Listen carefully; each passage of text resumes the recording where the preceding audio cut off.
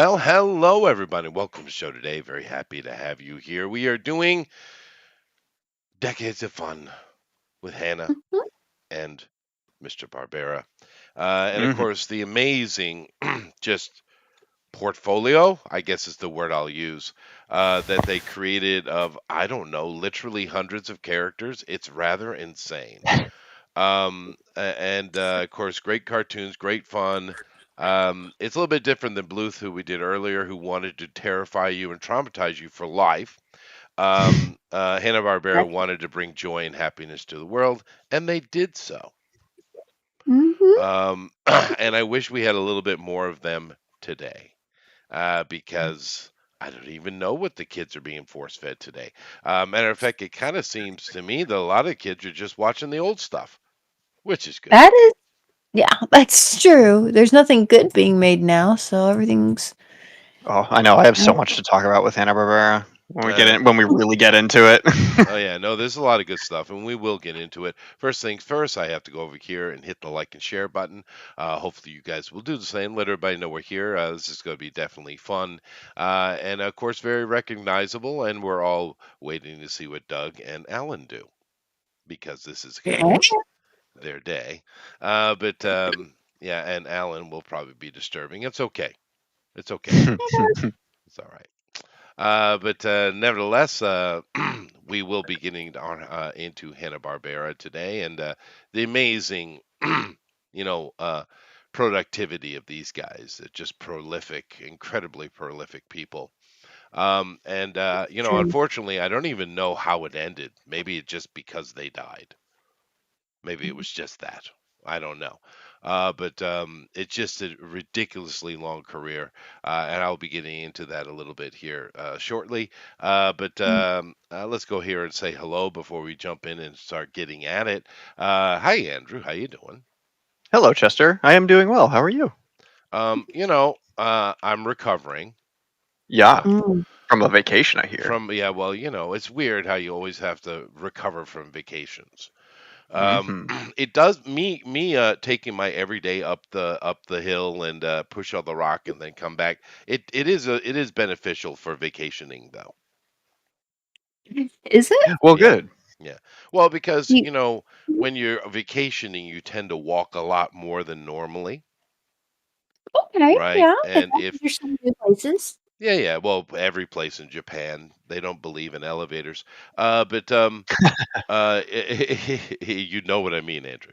Hmm. It's stairs everywhere. But no, Everywhere. it's just when you're out and vacationing, you walk a lot more, and if you do a little bit of daily exercise, doesn't have to be crazy, just a little bit, it makes those things easier and less painful. Yeah, Mm. but nevertheless, And if you find any big rocks on the way that need to be moved, I yeah, mean, that's true. you got that prep, right? No, well, unfortunately, no. But Oh, one day, medium-sized rocks. the thought of the old thought experiment comes to me. If God is all powerful, then he create a rock in which he himself cannot push? Yeah, yeah, yeah. I'm experimenting on it. I've been working on it about 20 years. So yeah, You think you one about got day. that rock moving Well, a little bit? I'm taking the Tesla approach. So. There you go. And if you get that joke, plus 10 points to you, baby. That's a deep cut. But anyway, nevertheless, we got Andrew here. And Andrew, do you want to give us a little hint what's coming, or are we just going to be surprised? Yeah, no, today I'm going to be making the worst argument to you guys as to why I'm not a furry. Because I'm gonna, yeah, that's my hint. And Snagglepuss. but I make no apologies for this one. This one is just straight up like, yeah, Or great I'm doing ape. the best furry ever, and I don't feel bad about it. No, that's good. Understand this. Yeah. There's nothing you can do Uh, and nothing you can say uh, And that will make and us stop using you.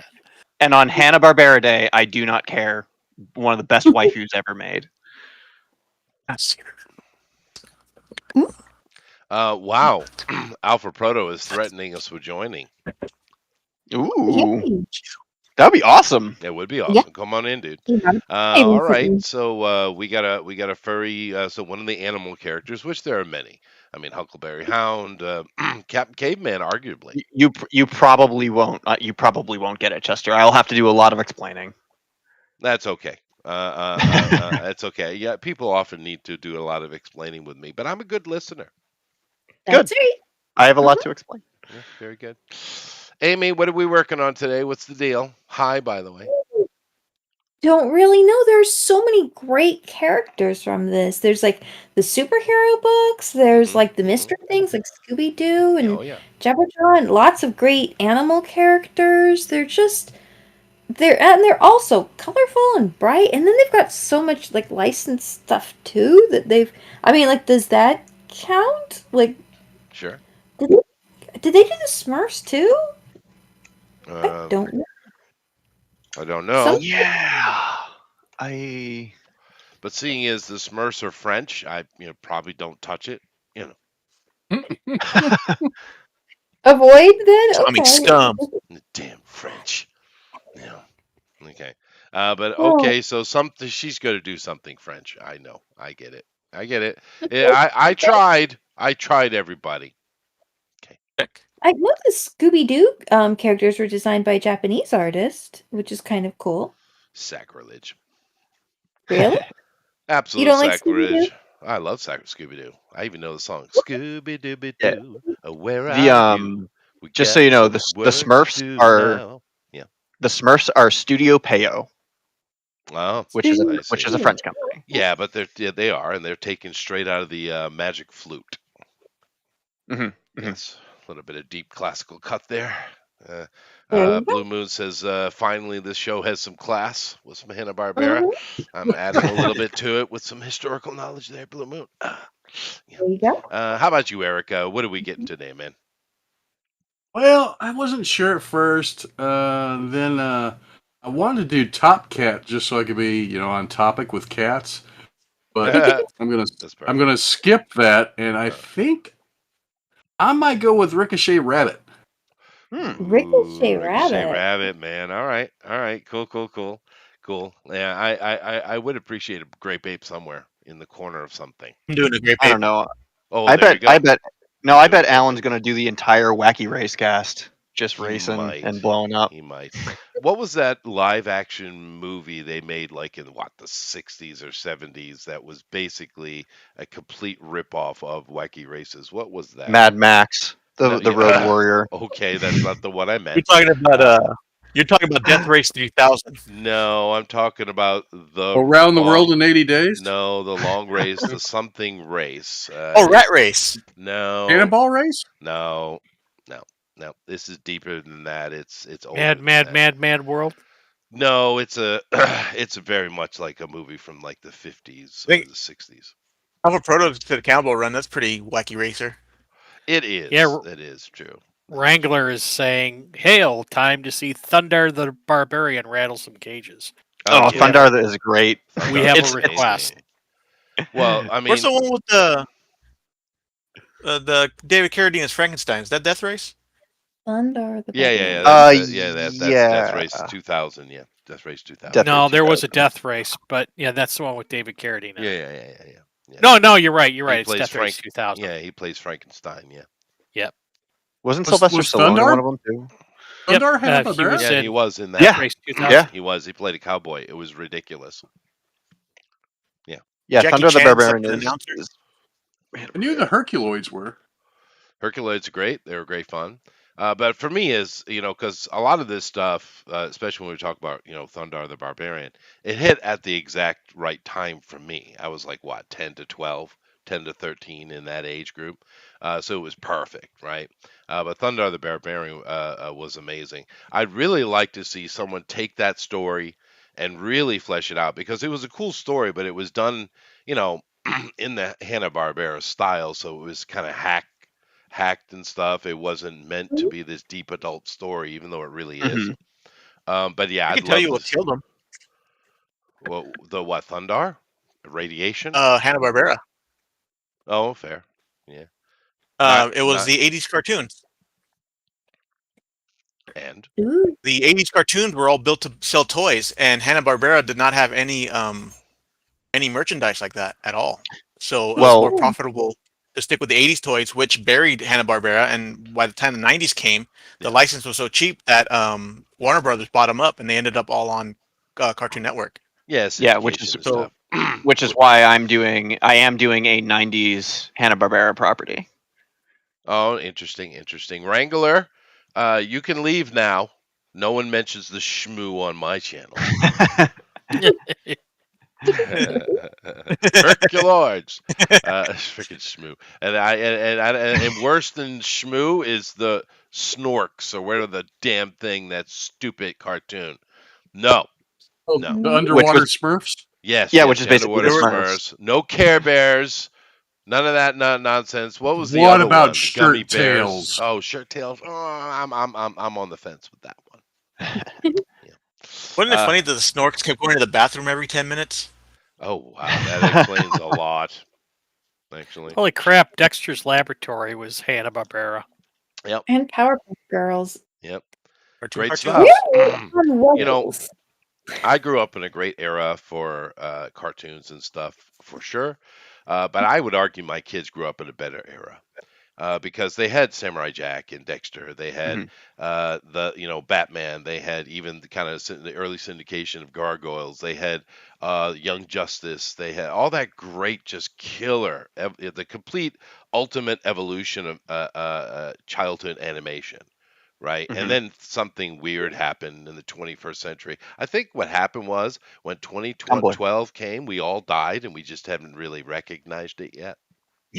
We're all. I think that's what happened. Yeah, we're not aware yet. It's coming. It's coming. It's a glitch in the Matrix. It probably is. It probably is. I did do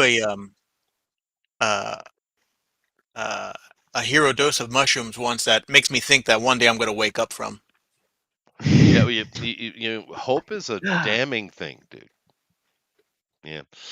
When I was a kid and stupid, which is the time you do drugs, good drugs are not for adults. But I remember we used to, where I lived, you could go and actually collect shrooms from the fields. Got to be careful though, because the ones from horses will kill you. But anyway, but we would take these and we'd pharmaceutically, herbologically affirm that they were correct, and then we'd make black tea, this most bitter, disgusting tea you've ever had in your life. But boy, howdy, whew!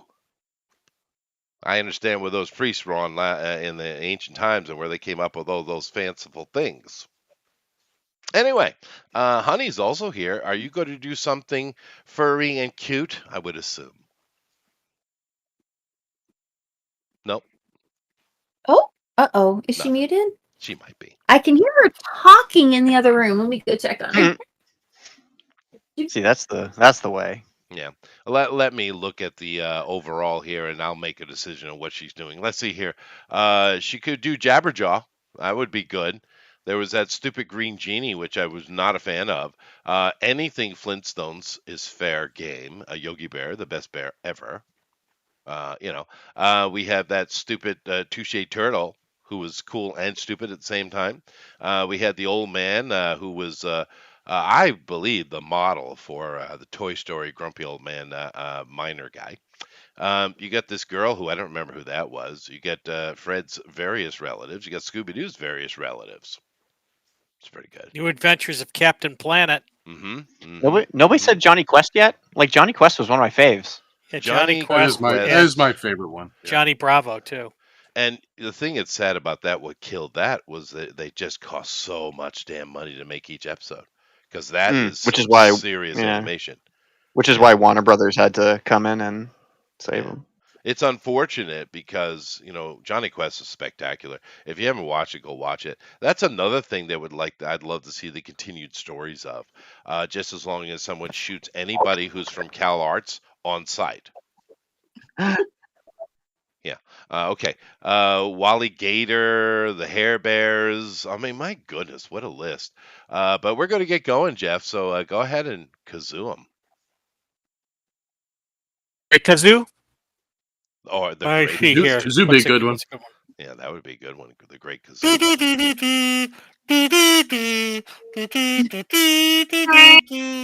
Very Oh, good. I love this. All Very right, good. very Very good. good. Very I good. Gary appreciate it. Coleman. Yes, he was a thing. He was a Hanna-Barbera thing. Gary Coleman was a thing for probably 10 years longer than he should have been. Probably what killed him. Well, Too, wasn't too soon. Mr. T as well? Like there Too was like a soon. Mr. T show. There Oh was. yeah. Mr. T was a thing, and he's still doing his shtick. But it is interesting that once you have a shtick, you do your shtick, right? And I think Michael Jackson is the most amazing shtick that there ever was, really. You don't think of it that way, but it really is. And what I mean by that Macaulay is, Culkin's seen his shtick. who, Hulk Hogan? That's a shtick for sure. No, Uh, Macaulay Culkin. that's Michael another Jackson's shtick. shtick. But I truly believe that the Red Letter Media guys saved his life, man. Oh yeah, I believe it. absolutely. Yeah. They don't toot their own horns with that, but I really think they did because he was in a bad place. We almost lost Macaulay, dude. I And believe those that. guys started getting him involved in more of their stuff. I don't know the behind the scenes, but I just have this weird feeling that they saved his life. And they're not the type of dudes that stand up and say, "Look at me," right? They're not that type. Right. But whatever. Yeah, a lot of things went really too long. And of course, we see a lot of troubles coming. But Michael Jackson's shtick, they're going to start drawing here and doing their thing, and I'll look at some Hanna Barbera stuff in a minute. But Michael Jackson is really interesting. There's a video. There are many videos of Michael Jackson, of course, but go back and look at his. There's several videos. They're all basically the same, but go look at his Billie Jean moonwalk because that's from the song Billie Jean. Is what that's. It's Hmm. always associated with Billie Jean, right?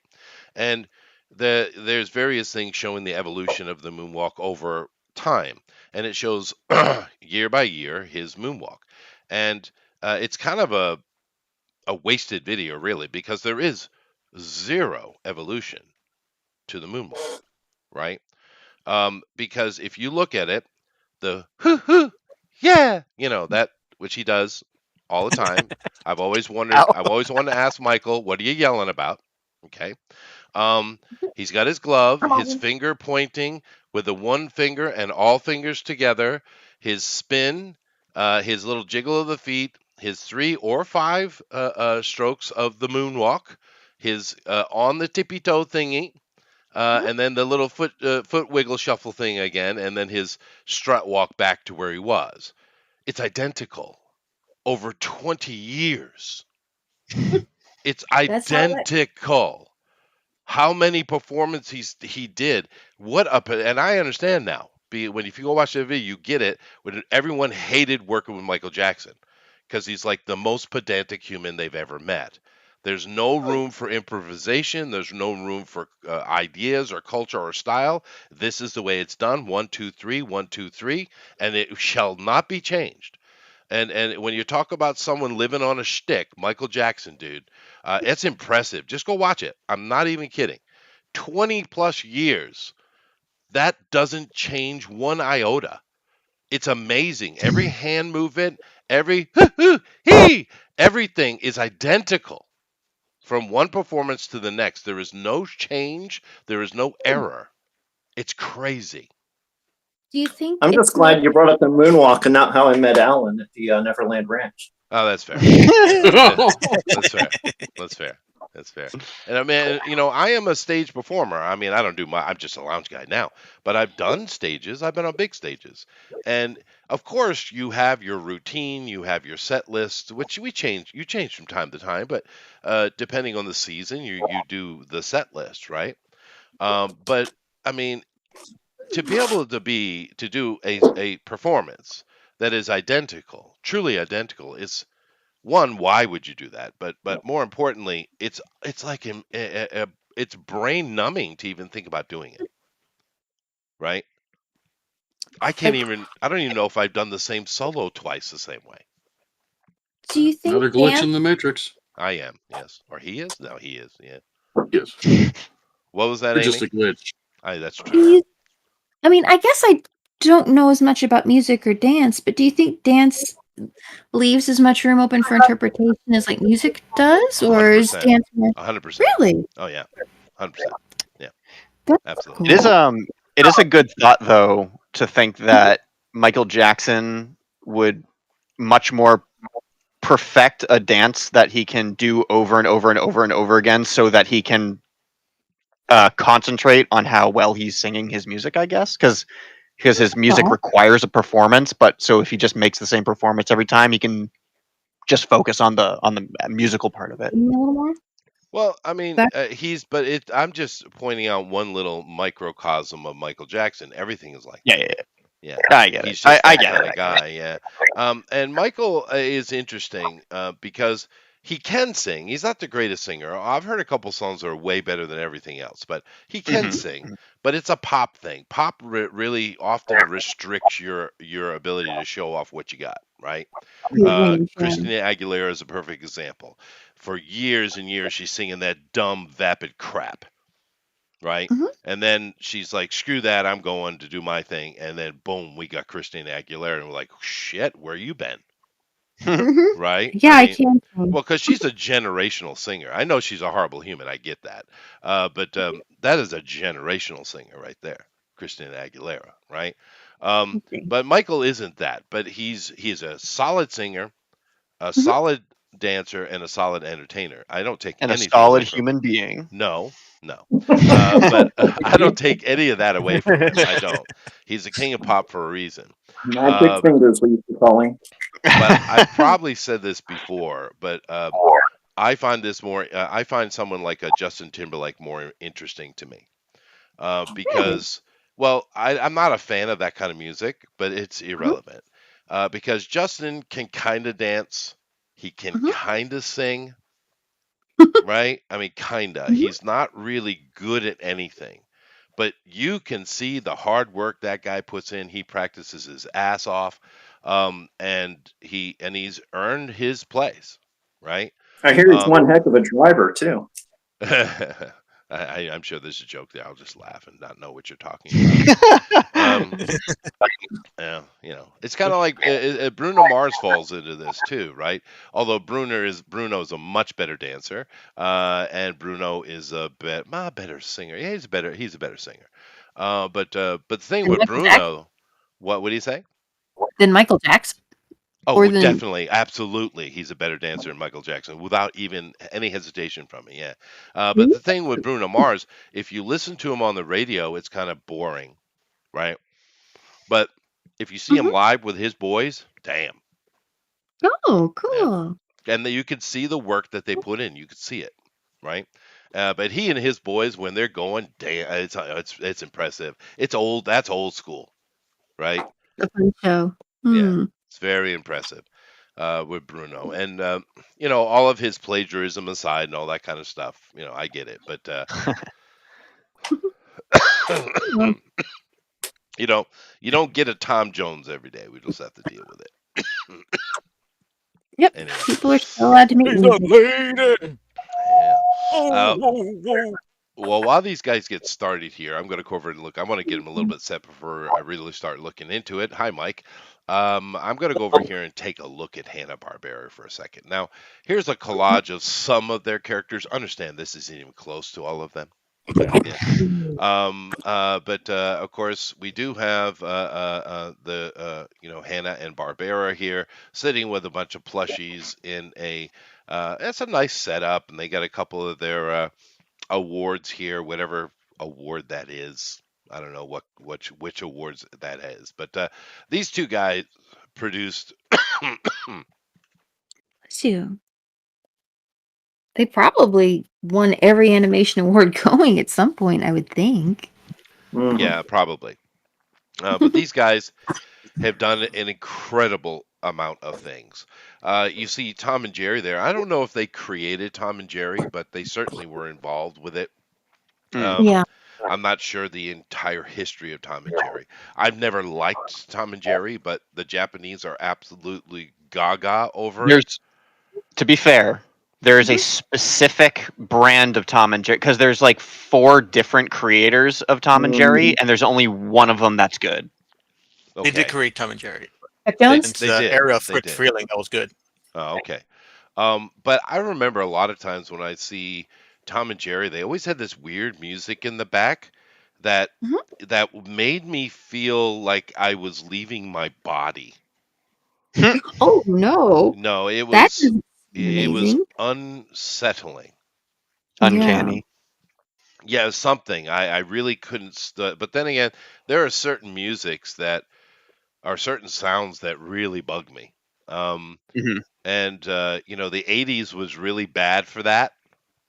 The psychedelic era had some of that as well, but the '80s there was just certain synth music that just like it was some kind of dissonance in me. Maybe that was the point, seeing as everything is sound anyway, I suppose. But anyway, so we Interesting. have here are the dudes. There are the dudes. Of course, we have a little bit of their history. Of course, we have William Denby Hanna. Glad he dropped the middle name. I would have too. Yeah, and of course Joseph Barbera, Joseph Roland Barbera. That's better than Denby. The kind of parent gives you the name Dimby. Denby? That's just It's a that's family mean. name. It's mean. But anyway, these Dimby. guys been not were knocking about since the '50s, doing their thing, and actually earlier than that. He switched careers in 1930. Well, that's handy. But yeah, those guys were around forever, and they and they were banging about, and then they finally got kind of really got their power in their seat. I don't know the whole thing. I'm sure there are documentaries on it. Go for it. But of course, Flintstones are probably one of their biggest hits. Jetsons was also popular, and Scooby Doo. I mean, Scooby Doo's probably has the most legs. It seems. Well, it's fascinating because like around this era is when Disney was really exploding, Hmm.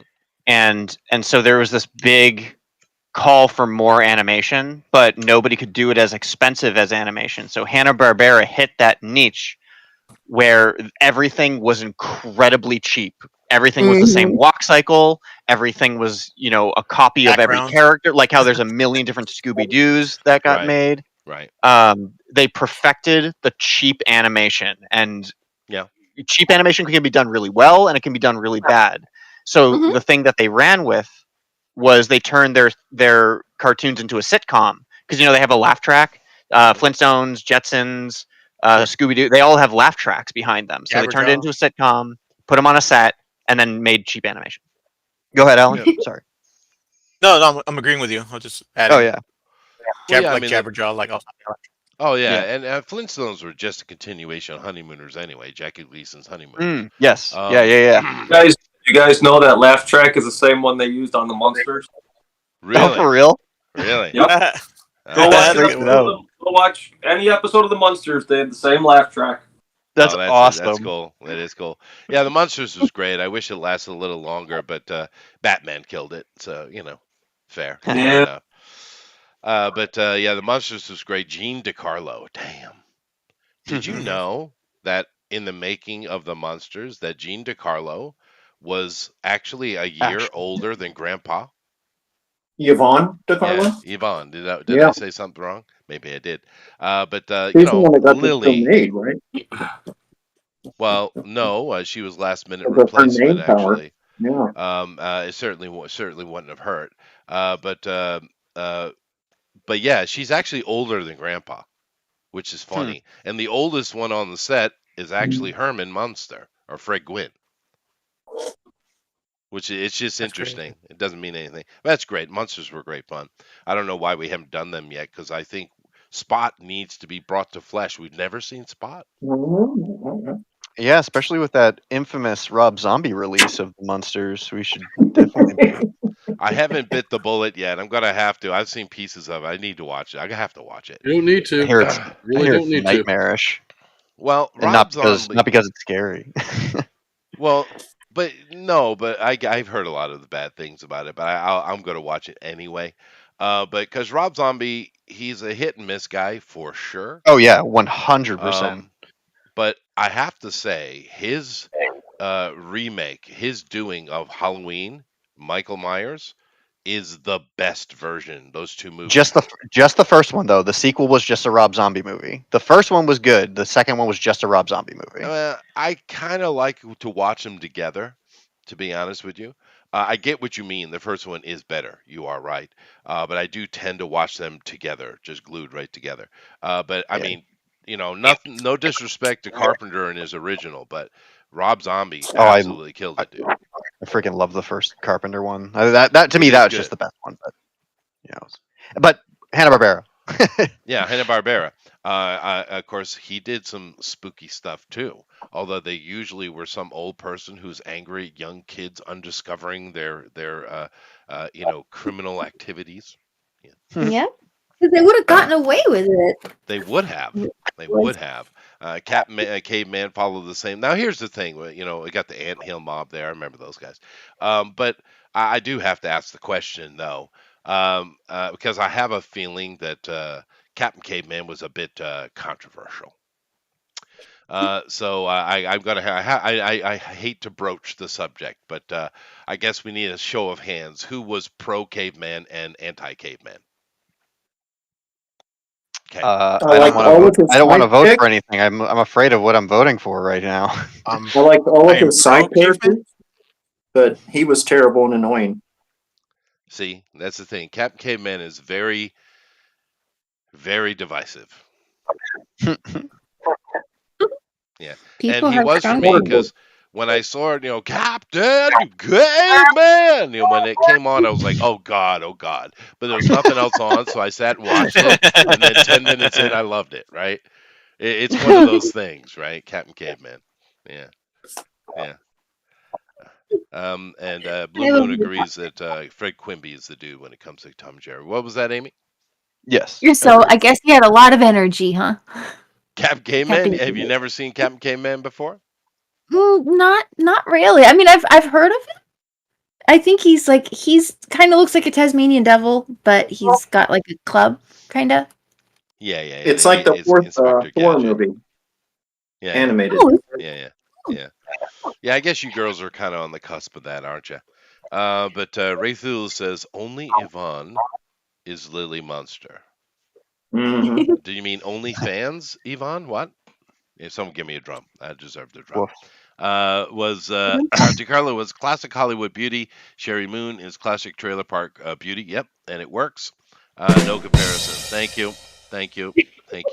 Raythul says Tracy Morgan is Captain Caveman all day. Dude, Tracy Morgan is Tracy Captain Morgan Morgan. is Captain I love Caveman. it. I love it, dude. I love They did it. in the Scooby movie. In Did he? the last Scooby Doo movie that came out that was all CG. Oh, Tracy Morgan Scoob? was Captain Caveman. Was he? Oh, I didn't Really? know that. I didn't know I that. didn't Yeah. know that. That's awesome. That is awesome. Yeah, it was great. Yeah, good for him, dude. But yeah, see, the thing is Yvonne DiCarlo. You're right. She's classic Hollywood, old school Hollywood beauty. She is. And Sherry Moon is classic trailer park trash. You're right.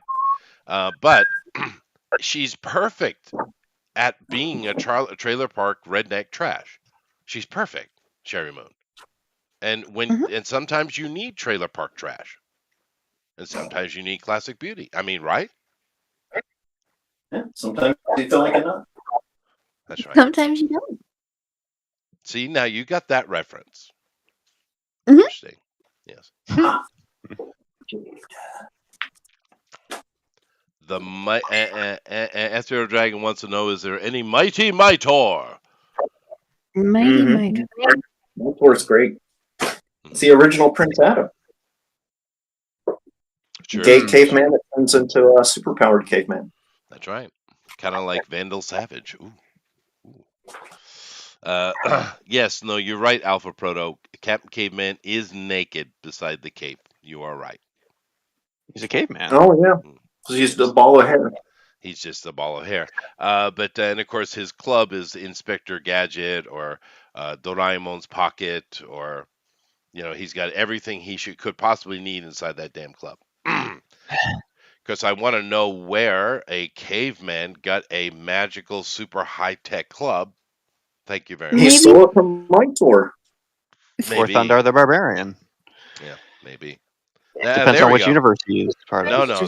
There's the cosmology. Captain Caveman is a caveman after the destruction of the moon and Earth. He's way into the future after Thunder the Barbarian. I'm on board. Yep. Yeah, because Thundar was like high fantasy apocalypse. It was. He'd be like after the apocalypse is over, like the far apocalypse.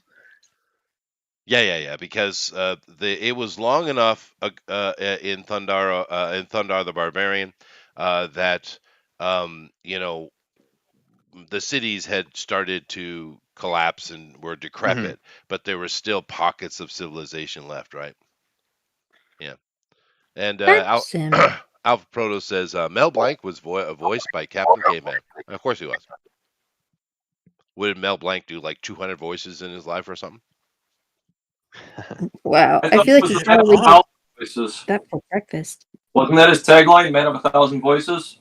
Yeah, something like that. Yeah. Mel Oh my Blanc's gosh, awesome, he's dude. just the best. Yeah. Like there will never be another. Well, you got Jim the Cummings. Transformer Yeah. guy. He's done a lot too. Transformer Frank guy. Welker. Yeah. But a lot of the same. Frank Welker, yeah. Well, yeah, He's Frank great. Welker does do a lot of voices, but I just imagine No, like in you're the right. booth, He's not Mel Blanc. Blanc having these Oh, really? entire cartoons by himself Oh, yeah. playing every character one after another. I Just know. ah, Yeah, it's cool, dude. It's like Prince. Just like Prince. Nobody What even knows cartoon? Woody Woodpecker's actress's name, right? Like off the top of Oh, their yeah. heads. Woody Woodpecker. Yeah, she like that lady, like super like Wasn't it Mel Blanc is the king. If you know, June Foray? exactly who he is. June, if There I'm you not go. mistaken. Isn't it June Foray? If I'm saying the last name right? I have I no think idea. so. I have no idea. Was that Rocky the Flying Squirrel? Yes. oh, right. Sure, yeah, okay, I got it now. Okay. Yeah. I know Now, there do was. you know? And she was the voice of every child actor on the Twilight Zone. Oh, that's Yes. good. Yeah. Like it was Now, always like do you obviously know? voiced over by an adult. Do you know who kind of took over the mantle for June Foray? The Trust Bart McNeil? Simpson lady. Tara. What's her name? Tara Strong. Is that right? Very small, yeah. I She's, would- I Excuse me, have ma'am? I've seen a number of interviews with her, and she has a range that you don't even realize she's got. But yeah, she's very, very good. She plays so many different voices. Yeah. It's insane. Mm-hmm. She's actually in every cartoon you've ever seen. That's Yep. what's amazing. That is cool. Yeah. Now, of course, there are other type of voice actors who you hear all the time, but they just do one voice, like the guy who did Worf. It's always Uh, the voice, but it's still well, badass.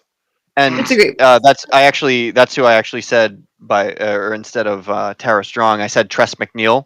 Tress McNeil does the Yes. same exact voice for every single cartoon, but it's perfect for It is. every single role she's in. And Yeah. actually, the character that I'm drawing right now was also voiced by Tress McNeil.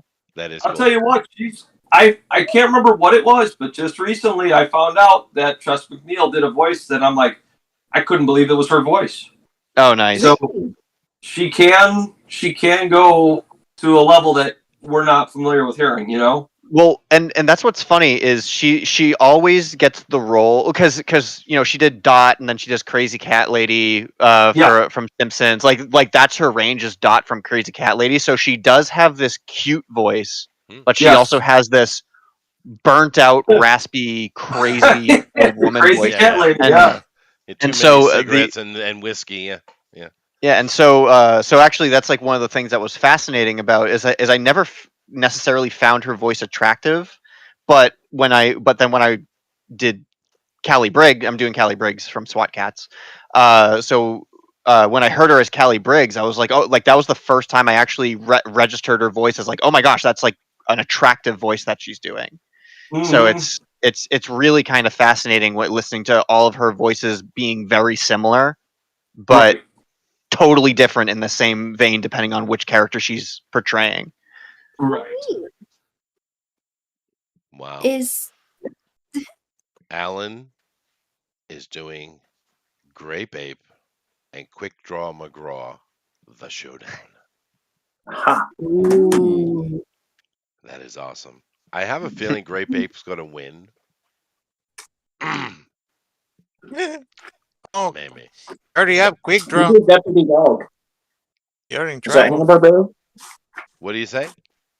Who did Deputy Dog? Was that Hanna-Barbera? It feels like it, doesn't it? There was like that whole block of like dog cartoons. Yeah, right. Well, Hey, Quick Draw, Huckleberry Hound, Deputy Dog, Quick yeah, Draw McGraw. Quick Draw McGraw is the Don Quixote, right? And I can't remember his sidekick's name. Oh, the old donkey. The donkey. Yeah. What was his name? Pretty much Speedy Gonzalez. Yeah. Baba Yeah. Louie.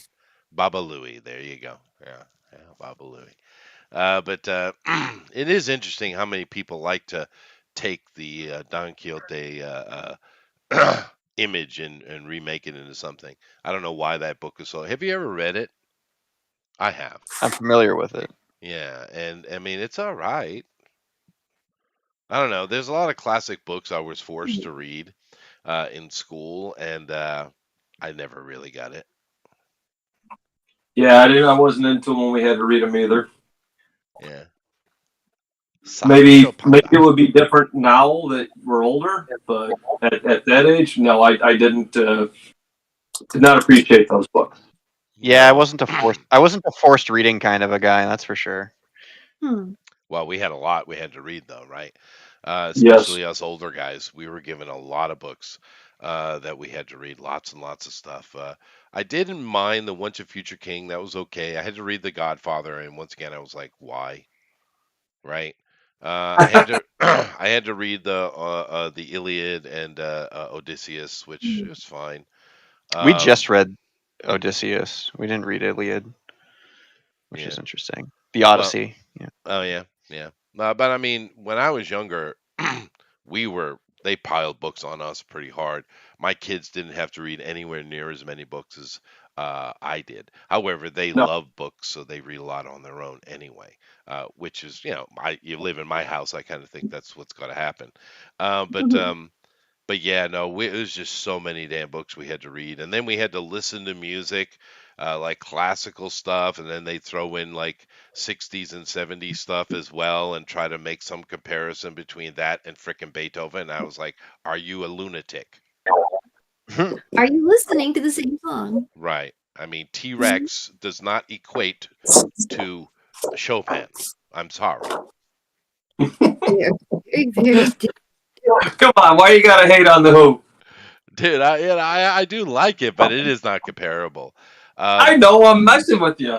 I gotta laugh a little bit. Yeah, that's true. You know? But you know who irritated me the most was Mozart. Oh. And Don't like Mozart? well, it's cute, fun child shit. It is. If you listen to Mozart and then listen to the other great composers, and you understand he was a little kid doing some of this stuff, and okay, you get why he's remembered. But these guys are creating these amazing, multi-dimensional harmonical, just extravaganzas, and he's like basically Mozart is dun, dun, dun, dun, dun, dun, dun, dun, dun, dun, dun, dun, dun, dun, dun, dun. I mean, basically, it's not even close, dude. Yes, I get it. I do. Real quick, Doug chimed in saying Deputy Dog is Terry Tunes. Oh, really? There you go. There you go. But I mean, it does look so similar, doesn't it?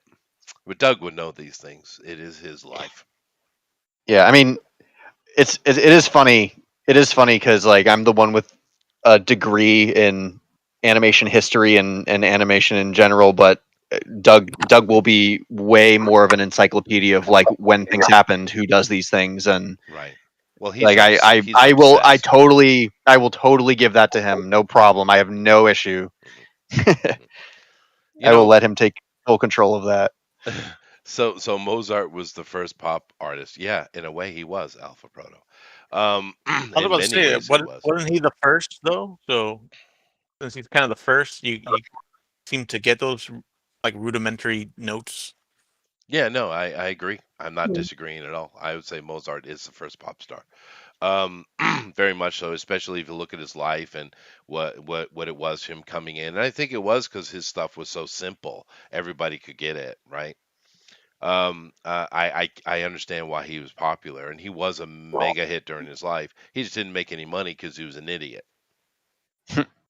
Like the Black Eyed Peas of his day. Yeah, yeah, yeah. You know the thing about Mel Blanc though that I always found was very interesting because I love the man. You have to respect the dude. He is the center of so many childhoods, millions and millions of people, right? But Mhm. I swear to God, that guy's never chewed a piece of gum in his life. You're too busy smoking. Probably, yeah.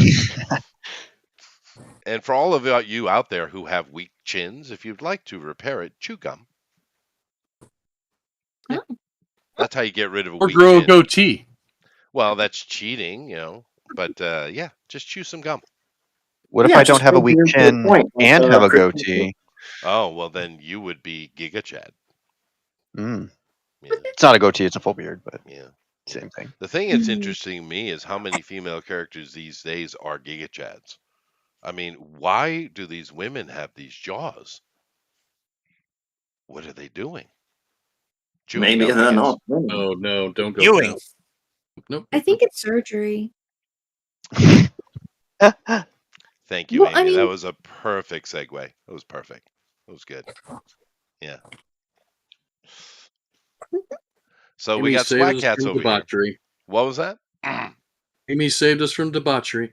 Oh no, well, That's not it's in my Hanna-Barbera. pocket. Just remember that. But we got SWAT cats here. This is the little secretary lady, I think. From Yeah, Amy, the right? deputy mayor, Oh yeah. Okay, yeah, I remember Deputy Mayor her. Callie Briggs. And why are we doing the why? Because I had the hots for her since I was 5, and it hasn't gone away. Oh, fair. I am a zero fan art guy. I do no fan art. I hate drawing fan art. I only like drawing my characters when I can, and because it's all I really have time for. It's all I really think about. Except for Callie That's Briggs. what our show is. Yeah, if It you is, look at it is. if you look at my portfolio, the only fan art you'll see is Callie Briggs. Fair So, enough. I'm I kind mean, of wondering I mean, on my own time. That's You know, right. on your on own my time, own time. right. I'm kind of wondering what the childhood crushes were around here. I Tara. wasn't. What was that? Tara. Chitara, yeah, no, I get that. I didn't really have that kind of thing. There were certainly some cute girls. Did I have a girl that I really? Oh, this doesn't count in this conversation though, but because we're basically the same age. Brooke Shields. Yeah, I didn't like the eyebrows. Yeah, no, I get it. But there was Yeah, a girl in my man. class who looked just like her. Now, celebrity crush when I was a kid, it would have to be Daisy Duke and Wonder Woman. Yeah, Daisy That's what we definitely had the choose. thing going on. And then Yeah. she did like a Playboy spread or something like that. And I remember one of the kids had it in the treehouse, and we got to see Daisy Duke naked, and it was like, no, thank you. I mean, it's literally like the Amazon jungle, dude. Oh, you don't like that, huh? No, I don't. Alrighty then. I prefer them shaved. Oh, come on, Eric, says the guy who shaves. That's what I'm saying. He doesn't like that. He makes fun of me for shaving. Oh, I see. I get Women it, yeah. shave, men do not. We are cavemen. To be fair, Eric, you're not wearing any Daisy Dukes, right? I can if you want. Give me a pair of scissors and I'll solve that. Today I am. No, that's okay. Oh, today I am. It's just me in my office right now, so. Now, actually, Daisy Lukes look quite uncomfortable. Okay, but celebrity crushes. Let's say celebrity crushes don't count, Chester. Yeah. If you had any kind of cartoon crush, because it's a thing. That's why we design characters in it. That's why we design appealing characters, is so that people will have a pseudo relationship with them. The girls from Captain Caveman.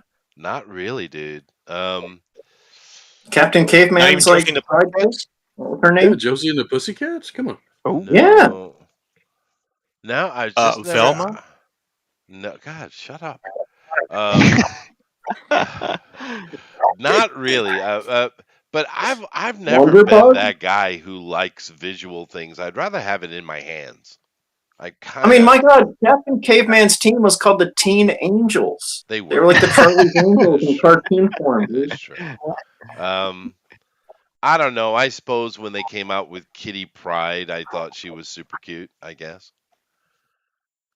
Good But enough. That counts. Yeah, yeah, Dee Dee, Yeah, Kathy, and Kitty's good. Brenda, the Yeah. smart one. but she's a lesbian now, and they say she's been a lesbian forever. So Everybody's she's out. She's everybody's out. a lesbian. Who's that? Whatever. Kitty Pryde. Kitty Pryde. They were like, oh, her last name's Everybody's Pride. gay over there now. I'm I telling don't you, know. when She had Casada like took a over, superhero name, but no one remembers it. Sprite. Shadow Cat. Shadow Sprite. Cat. Oh, yeah. Yes, it's She had the Shadow cool Cat. dragon thing. She did. Yeah, Lockheed. But named after a plane. How original. But yeah, she was just Kitty Pryde. But not even really. I'm just not that guy. I just don't. I'm not a fan person. I'll tell you. I'll give you one. Tim Basinger in Cool World. That's not bad. Ooh. Yeah, she's Hollywood. live Live lady. action and animated. Hollywood, if she could. You remember the tagline. And for the ladies, they had Brad Pitt in cartoon and live action. That's true. That's true. Yeah. I'll never We're covering forget. all the They had bases. that stand up at the video store, and my buddy wanted it so bad that he put a bid in for it, and he got it. And it was the one by my house. So I had to bring that thing home. My mom goes, "What the heck is that?" And I go, "It's not mine. It's for my buddy." She goes, "Tell My him to pick friend's it a up." pervert, not me, Mom, I swear. That's the truth. It wasn't. He won the bid. He got what he wanted. But the ice daggers from Mom. Let me tell you. Woo! Yeah. I'm not jerking off the cartoons, Mom. I'm watching porn. I swear. Yeah. Right. Yeah. Okay. I'm just watching porn, I swear. What do you got in your backpack? M80s, Cigarettes. Roman candles, Cigarettes. I swear. cigarettes. Playboys. I Playboys. was a Velma, I swear it. It's funny. Oh goodness gracious.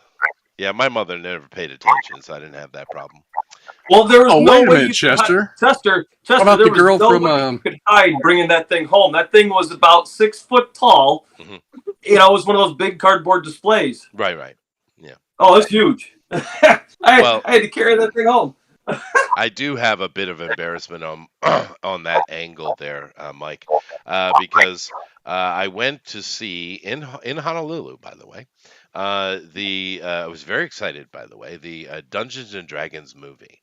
Yeah, very excited, Ooh. very excited. Michael Irons, no, Jeremy Irons was in it, and I was like, oh my god, it's gonna be great, it's gonna be great. And they had this amazing, big, giant cardboard, promotional display, right? And Right. I was like, I hadn't even seen the movie yet, and I gotta have that. I gotta have that. I never bought anything like that in my life, but I gotta have it, Mhm. right? And I tried to offer stupid money to the theater for that. I'm like, we are not allowed to sell that. That is something, and that's probably the truth, right? They weren't allowed to sell it. eBay. But then I saw the movie. You're like, I forget what I said about the. Yeah, you're like, standard. yeah, that was a good deal. And then you wanted your money back. They wouldn't let me buy it. But what a disappointment that was. A little bit. Sorry. I can only imagine. Yeah, Eric, you were trying to say something? What about the chick from Heavy Metal? Was riding the big dinosaur thing. You didn't have a heart for Tarna. her? I can't even All right. remember Yeah. her name. I was Tarna. going to mention the girl from Fire and Ice. Oh, that too. yeah. You girl. Fire nice. All the things. Well, I mean, there's plenty of girls that animated girls you can say, oh, they're well drawn and they're cute. It just Yeah, they're beautiful, like beautiful women drawn, but Yeah, nothing that yeah. you've connected to personally. Yeah, That you're not just rushing. That's cute. yeah. And not rushing to the She's bathroom my anytime waifu. soon for her. No, certainly not. Like I said, I'm just not that dude, right? Like for instance, I've seen pornography in my life, but I've never purchased it, right? It just doesn't it's free on the interest me. internet. You should buy, you're a fool. Yeah, dude, I'm coming from a completely different world than this internet thing. Oh. Or there's always an uncle with a suitcase too. Like, Oh yeah, you don't no, have to buy it. it was around. Everybody had a tree house, and there were often a couple Yeah, of there you go. snuck away magazines in the tree houses. I've been to a couple of parties where pornography was either on a TV or being displayed on a wall. I've seen it. It just doesn't really interest me. I'm not against it. I'm not being prudish or hateful or anything like that. I'm not like that. It just doesn't interest me. I just don't. I guess I don't like being teased, and I'd much rather have it in my hands. If I Says the want a guy who woman, worked at a strip club. maybe that might be part of it, though, dude. Yeah. That might be what ruined him. Yeah. Because Yeah, I we saw the ugly started, side of I it. was what, 15, 16 when I started working in the club. I was a big boy, right? Yeah, so you saw the ugly side of all of it first. So I you did. knew. I did. Yeah. But yeah, I have no When interest they in that stuff. when you see them pee in trash cans, the magic's gone. Yeah, dude. Strippers are they're this very bizarre creature. I'll be right back. Yeah, women. Well, What? no. Got him. House. No, it's like if they turned a raccoon into a human. In a way. Bingo. Yeah. Trash pandas. Yeah, that's true. But there are With two type of strippers in my experience. 12 years of experience. Hose and bigger hose? Well, kinda. You have the girls who are just dumb as a brick and will do whatever it is you slightly suggest. Those. And then you have the girls that I'm working my way through college or I'm a single mother. Those girls. That's it. There is nobody else. It's either one Sometimes they're type one or and the the other same. type. Often they're one and the same. Yep. Yes. I was But just about to say, what's the difference? absolutely ridiculous. And if they know that you're dating someone, which is why you never tell them, but if they know you're dating someone, they take it as a personal challenge, right? And one of the problems of being a bouncer with these girls is they're horned up like crazy, right? But they're not allowed to touch the customer or in any way. They're not supposed to. They can touch, but they're not allowed to really engage. There's laws, right? And of course, you have bouncers around to make sure that everything is copacetic, right? But they're doing this sexual thing. They're horned up like crazy. So who do you think they take it out on? Take it out on. Mm-hmm. That's true. The bouncer and the DJ. That's right. Sometimes the bartender, although usually at a strip club, the bartender is a chick. Yeah. And even she's not safe. No, she's not. But it is annoying. But if they know you're dating someone, or worse yet, you're wearing a ring and you're married, wow, holy dude, they will accidentally, and big air quotes there, rub up against you every time they're near you. Oh, sorry. I got cat and heat. Dude, it is exactly like that. Yeah, it does get annoying. You got glitter on my shirt, bitch. Dude, that shit doesn't come out, you know. I know the life. Mm-hmm. Yeah, remember all the strip clubs that Hanna-Barbera drew? Wow. Yeah. That was start crazy. this conversation. Not my fault. The only Alec, clubs Hanna-Barbera drew were Cat the Caveman's. Right? Well, dude, Stan Lee did Stripperella. Hey, that's all I'm saying. But Alec, could you drop out, come back in, please? You're not displaying anymore. You're just rotating. Dude, Eric, it's true. The genius of Stan Lee and what was her Never been to a strip club. I don't know. Pamela Anderson. Right? Anderson, yeah. It was the team up for the ages. Pamela Anderson and Stan Lee. I thought she was born here. What was that, honey? Honey, you were saying something? Yeah, I didn't. I thought that Barbarella was. I thought that Pamela Anderson was barbed wire. She was that too. Yeah, she was that as well. Oh. This is a animated Stan Lee. There was a period where Stan Lee Presents and they would come out of all these kind of little animation, TV shows, cartoon shows. And Stan put a bunch of them out. Stripperella was one of them. There probably was a comic too, I guess. I would assume there was a comic. But They yeah, basically bought his name. That middle company just bought him out basically and could right. put his name on anything. But he voiced it though. He went and did it though. Yeah. True Isn't that believers. because he was in a lot of financial trouble? Probably. Yeah, exactly. He never made money at Marvel. He was a honorary employee. All that was a title. There was no paycheck. No. And Marvel corporate tried pulling a shot, if I'm not mistaken, and got out of royalties of some kind for a while. I'm pretty sure of it. There was something to that degree. I'm incorrect in what I'm saying, but there was a period where they just completely cut him out. Was that Jim Shooter? Did all he those guys do that? out. No, to be honest, I don't remember who was responsible for that. No, he was cut out too. They were all cut out. They were. Yeah, no, that's true. Yeah. Corporate entity, and they didn't have any control over any of the things they created. Didn't Jim Shooter And try to they unionize? was there to take credit for all of it. I don't know. No, Neil Adams had threatened him. Say that again. Neil Adams had threatened to unionize. Yeah. Mm-hmm. Oh, Neil Adams, yeah. Yeah, Jim Shooter's an interesting guy.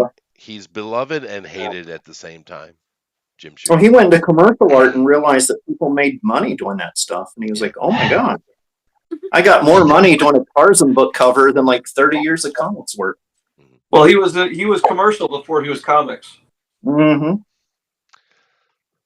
So I guess the conversation is shifted to me trying to figure out who was the sexiest Hanna-Barbera character. I guess that's where it is. All right, fine. Well, I can't disagree 100%. Well, the Teen Angels were they'd sex them up quite a bit, to be fair. Although this Arab dude is sexier than the girls, so you go, dude. Oh, here they got scanty. They went to Hawaii, and they're talking to genuine Hawaiians. Nice. They had one of every color. See how long ago that started? You gotta have one of every color.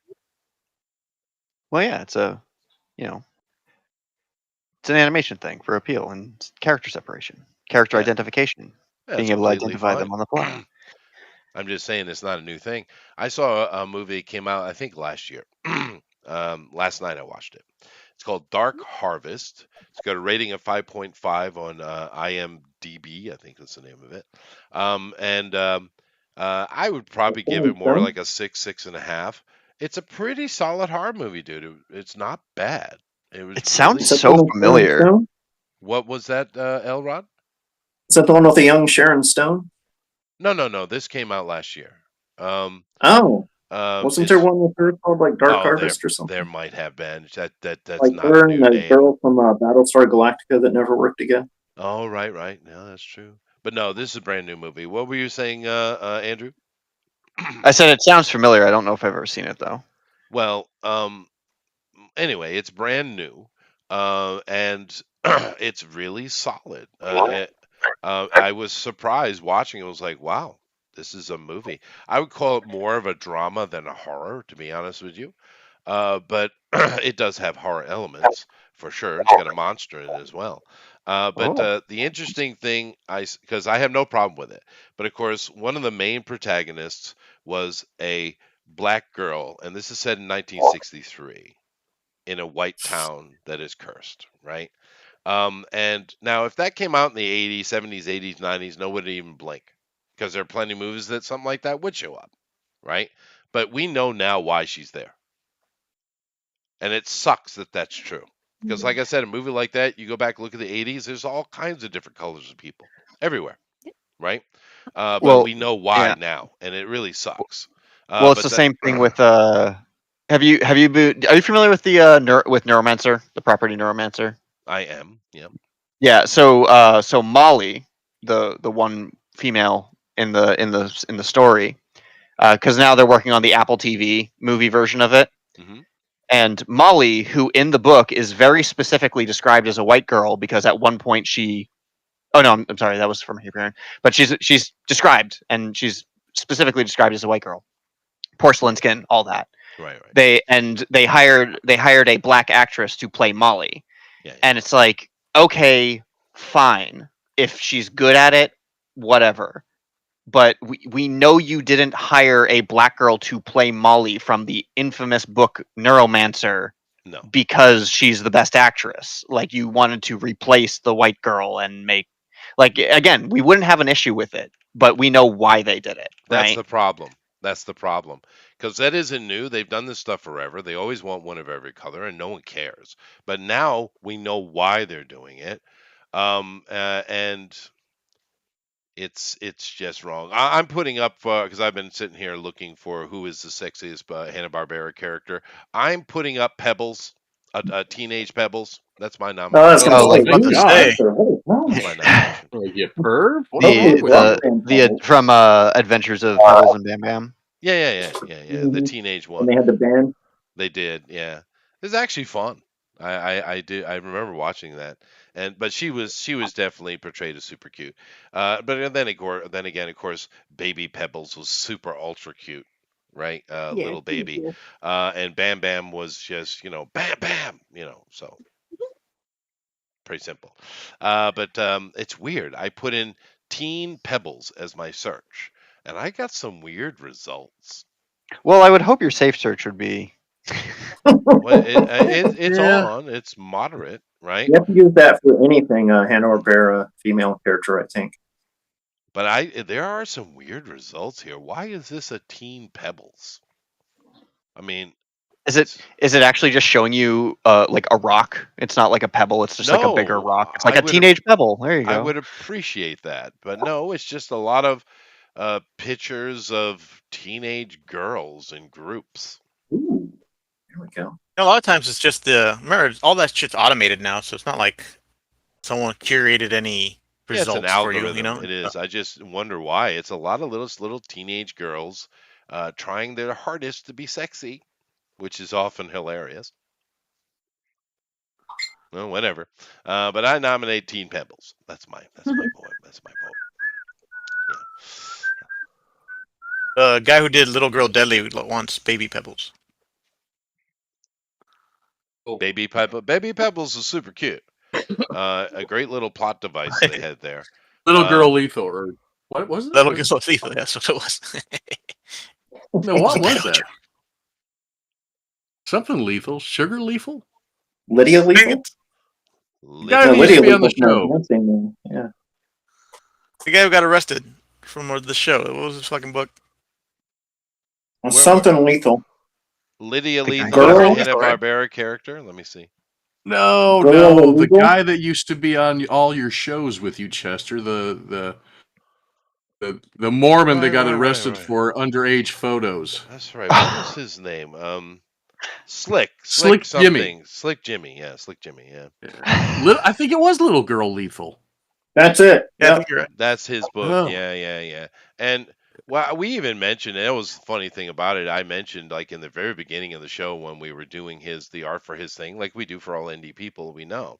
Because I had seen the stuff behind, I'd seen the whole comic, and I had said it's like, is pushing it, or I said something like that. And it's funny. Well, no, it's funny because Ethan trying to distance himself because he had Slick Jimmy on his channel a lot too, right? Ethan, yeah. And trying he called to it the distance greatest himself. comic ever made. He did, right? But trying to distance himself from it, he took a clip of me saying, that's a bit much, or whatever it was, and to try to prove that I was supporting Slick Jimmy's depravity. Ethan did that. He did do that, right? And I was like, have you never listened to this show?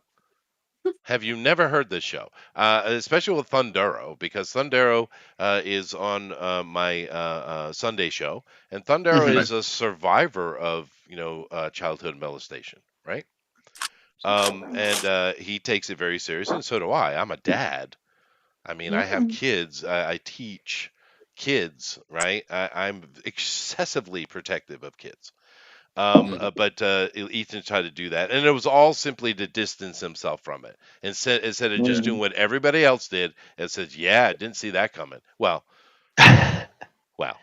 we kind of saw that We coming. did because everyone here It's like, called it well, out. I don't know if we. Because, but the general premise of that book, though, we've seen many other creators do. You have a child who was tortured and molested as a little kid. This anti-hero, like Big Daddy, for instance, comes in, saves her, treats her well, teaches her how to use her anger, and she becomes an assassin. It's very much the hit girl, Big Daddy situation. We've seen it happen many, many times. So when I saw that, I was like, okay, I get it. I get what you're doing here. What we didn't know was instead of the adult version of her going out and getting vengeance on evil, he was much more interested in the younger version, which really only takes place in a few panels, right? So it was fetish material. I guess. And Mhm. then that's why I said what I said, because I asked, how old is this girl? I mean, in the adult version. And well, she's like 18, 19, 20, something like that. I'm like, okay. Because she looked young to me.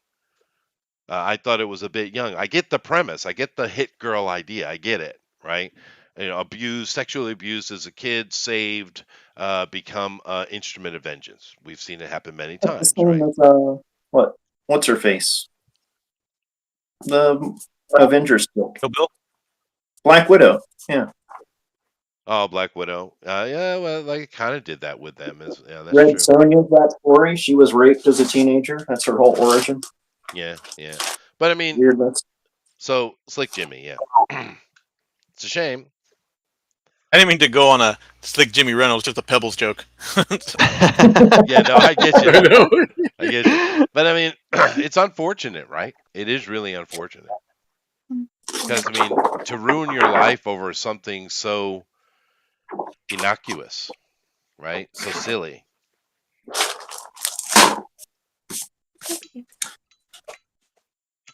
something so evil. Yeah, but I mean, it's completely unnecessary, right? Mm-hmm. But I did think that I did get a big chuckle out of Ethan though. It was funny. It's like, you idiot. It's like you've never ever listened to this show. We are so protective of kids over here, right? Throwing people on the bus? What? Aaron? No, yeah, Ethan would never do that. Never. Yeah. No.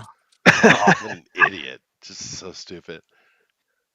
Yeah, it ended up backfiring on him because of his Did it? history. So Oh, I didn't know. didn't I help don't know. him any. People are like, well, Oh wait. We we we know got you're trying to dumbest cover up when you call this guy the greatest comic creator of all times and all this stuff. He is a dumbest generational artist. dumbest That name is true. is clicking in. Slick Jimmy asked me to draw the character. I drew it. His critique was make her look younger. I tried again.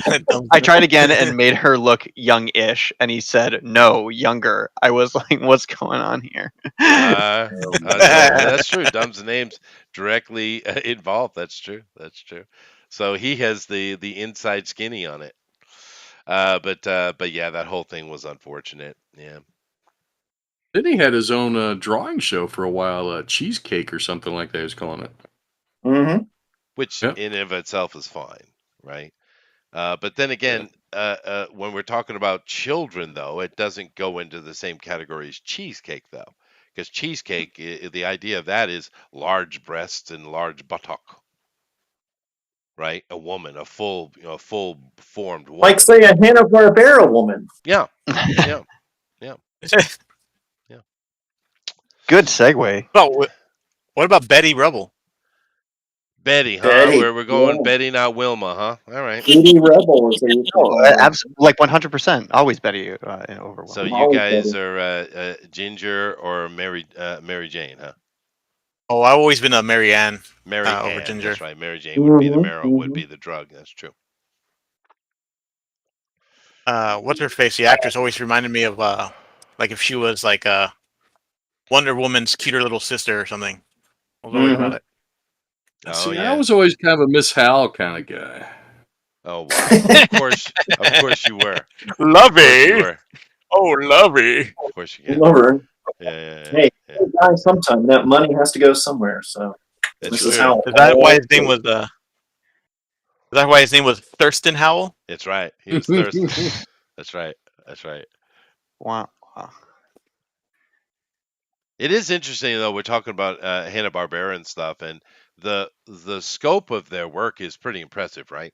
We're going from stuff that's very super cartoony, very kiddie, all the way up to say like Thunder the Barbarian, which is much more realistic. What was that technique? Stereoscope, cinemascope, something a scope.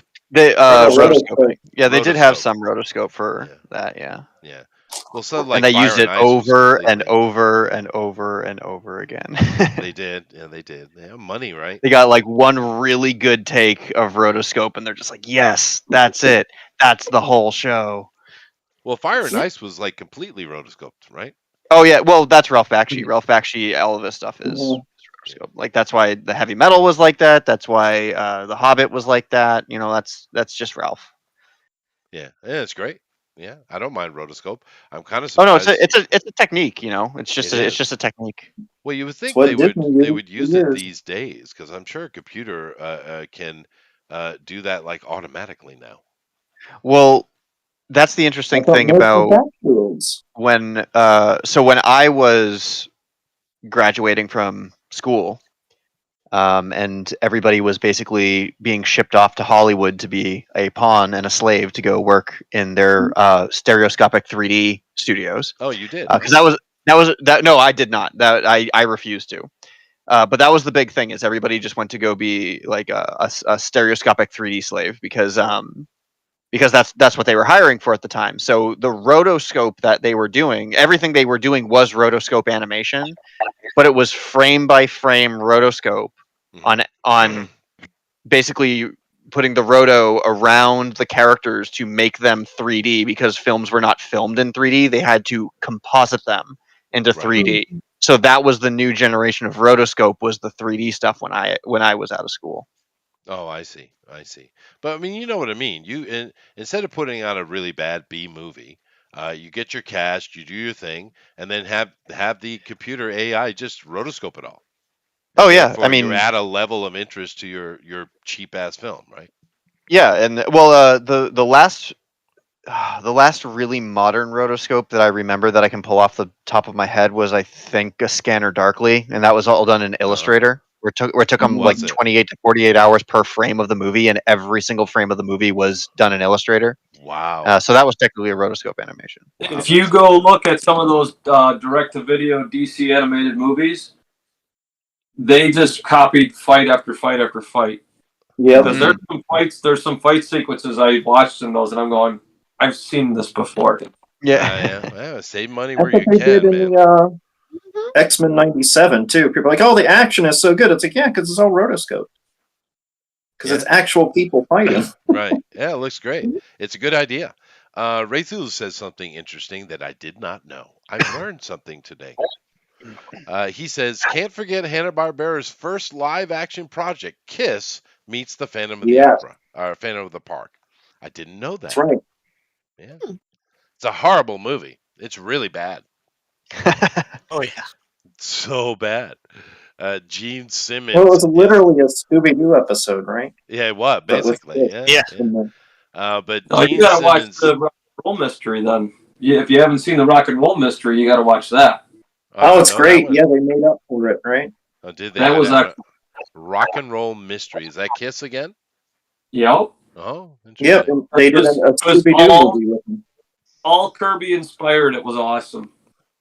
Oh, that's interesting. Yeah. And when they activate their powers, they do like full Sailor Moon transformations. But if you look at all the background elements when they go into the land of Kisteria, it's all Jack Kirby. Everything. Yep. Kisteria. Yeah. Of course. Right. But yeah, no, I can never get any of those Kiss movies. I can never get past Gene Simmons. He's such a ham. But it's an annoying ham, right? Like Michael Keaton is a ham, but he steals the show, right? But Gene Simmons is like, why do you exist? Get out of my eyes. He's all He's all about salesmanship. That's all he cares about. Kiss, while it's a band, is a product. Is a product, yeah. They are. Yeah, they are. They are not.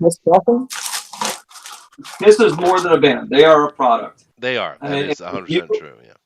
If you go look, and again, I think I've said this before on the stream, but if you go look at the designs of all the Kiss members with their makeup, and you go look at it besides Female Furies, you can see where Gene Simmons got the idea from. Oh, yeah, yeah. Well, a few years ago here, in Japan, every New Year's Eve, they have a show called Kohaku, and it's every New Year's Eve since I don't know when it started, but it's been probably going on for like 60 years. And they ring in the new year. Well, they go up, and then because New Year's, the New Year's Eve up until like around 11 o'clock is very Western, and then it becomes very Japanese, and it's like bow your head, be quiet, and pray, and it becomes very solemn, right? Which is very Asian way to look at New Year's. But nevertheless, um, they have this show every year, and it displays all the corporate music, right? And it's god awful. It's god awful. And I get stuck having to have it in my ears because we go to the gather with the family, of course, on New Year's Eve, and everyone's there, and it's always in the background, and the god awful Japanese music. But a few years ago, the closing act was Kiss. They look so old and tired. They are. Yeah. But the crowd Ran into loved them it. in Vegas. Did you? Full costume, yeah. It was pretty funny. Chester, you don't watch the 24-hour Gaki no Tsukai? Andrew. What? My wife watches pieces of it, and there's other things too that are become very traditional. Dude, I freaking love it. I honestly love the Gaki no Tsukai hour. So, basically they just do all kind of like athletic stuff. Like they have that ridiculously long run that they make the comedians do, and the one I liked more was the one with tunnels. Where they would do like a whole bunch of different sports stuff. Like they would play tennis, they'd bring a superstar on, and they do baseball and golf and soccer stuff.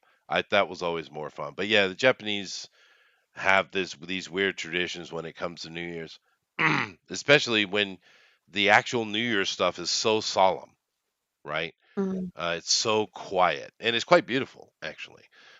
In this village I live in, where it's basically we're set on this kind of inlet cove, right? Um, and when the 108 ringing of the bell, of course, 108 being a numerological holy number, right? When they ring the bells 108 times, it reverberates off the mountains here, the mountainsides, and you can hear it everywhere for a very long time because 108 is a lot. yeah. Yeah. That's awesome. And it isn't like ding, ding, ding. It's not like that. It's like dum, dum. 108 times. Ding, ding. That's nice. You must be ringing those bells for a while then. It is. It goes on for quite a while, over an hour, I guess. Like the Oh, jeez. entrance for the Undertaker. Or... Yeah, right. That sounds right. But there is a beauty to it, though. There is some beauty to it. But then again, the Japanese, there's many of their customs that are really quite beautiful. Yeah, absolutely. Like the Gaki no Tsukai hour. Now, maybe I'm misunderstanding. The Gaki, you're talking about them having all the comedians doing stupid stuff for 24 hours. Correct. Right? Yeah. It's they and then like the celebrities are just coming in, and people they're like, it's so funny that celebrity showed up, and then they're basically just they're pranking each other and themselves. Like, well, it's great. About 3 or 5 years ago, they went too far. Oh, okay. And it's now canceled. It's no longer exists. How far did they go? Oh, this is the downtown guys you're talking about who were in charge of that, And how far they went, you know that weird. I'm sure you were here when he was doing. He's still doing his thing. You know that weird guy that only wore like the black spandex pants and no shirt. He was like really gaunt and skinny, and he Yeah, would just do yeah. all that weird shit. Well, they had many things. It wasn't just him, but they basically took a turkey baster and took some kind of baby powder, some kind of powder, injected it into his rectum, and then he puffed it out on live TV. No thanks.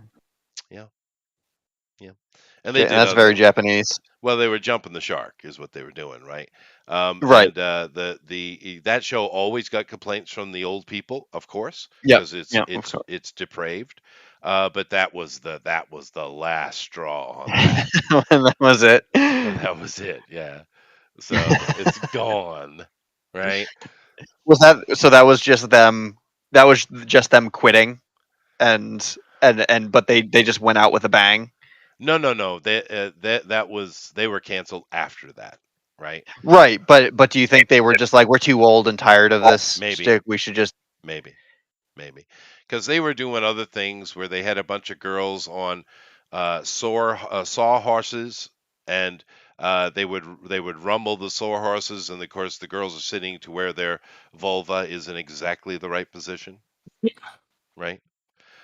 sure. Things like this. There used to be a time here, and all around the same time, all of it went away, because and I blame these downtown guys for it, really, because and I don't really care, but at nighttime they used to have more adult stuff, like after 11 or 12 or something like that.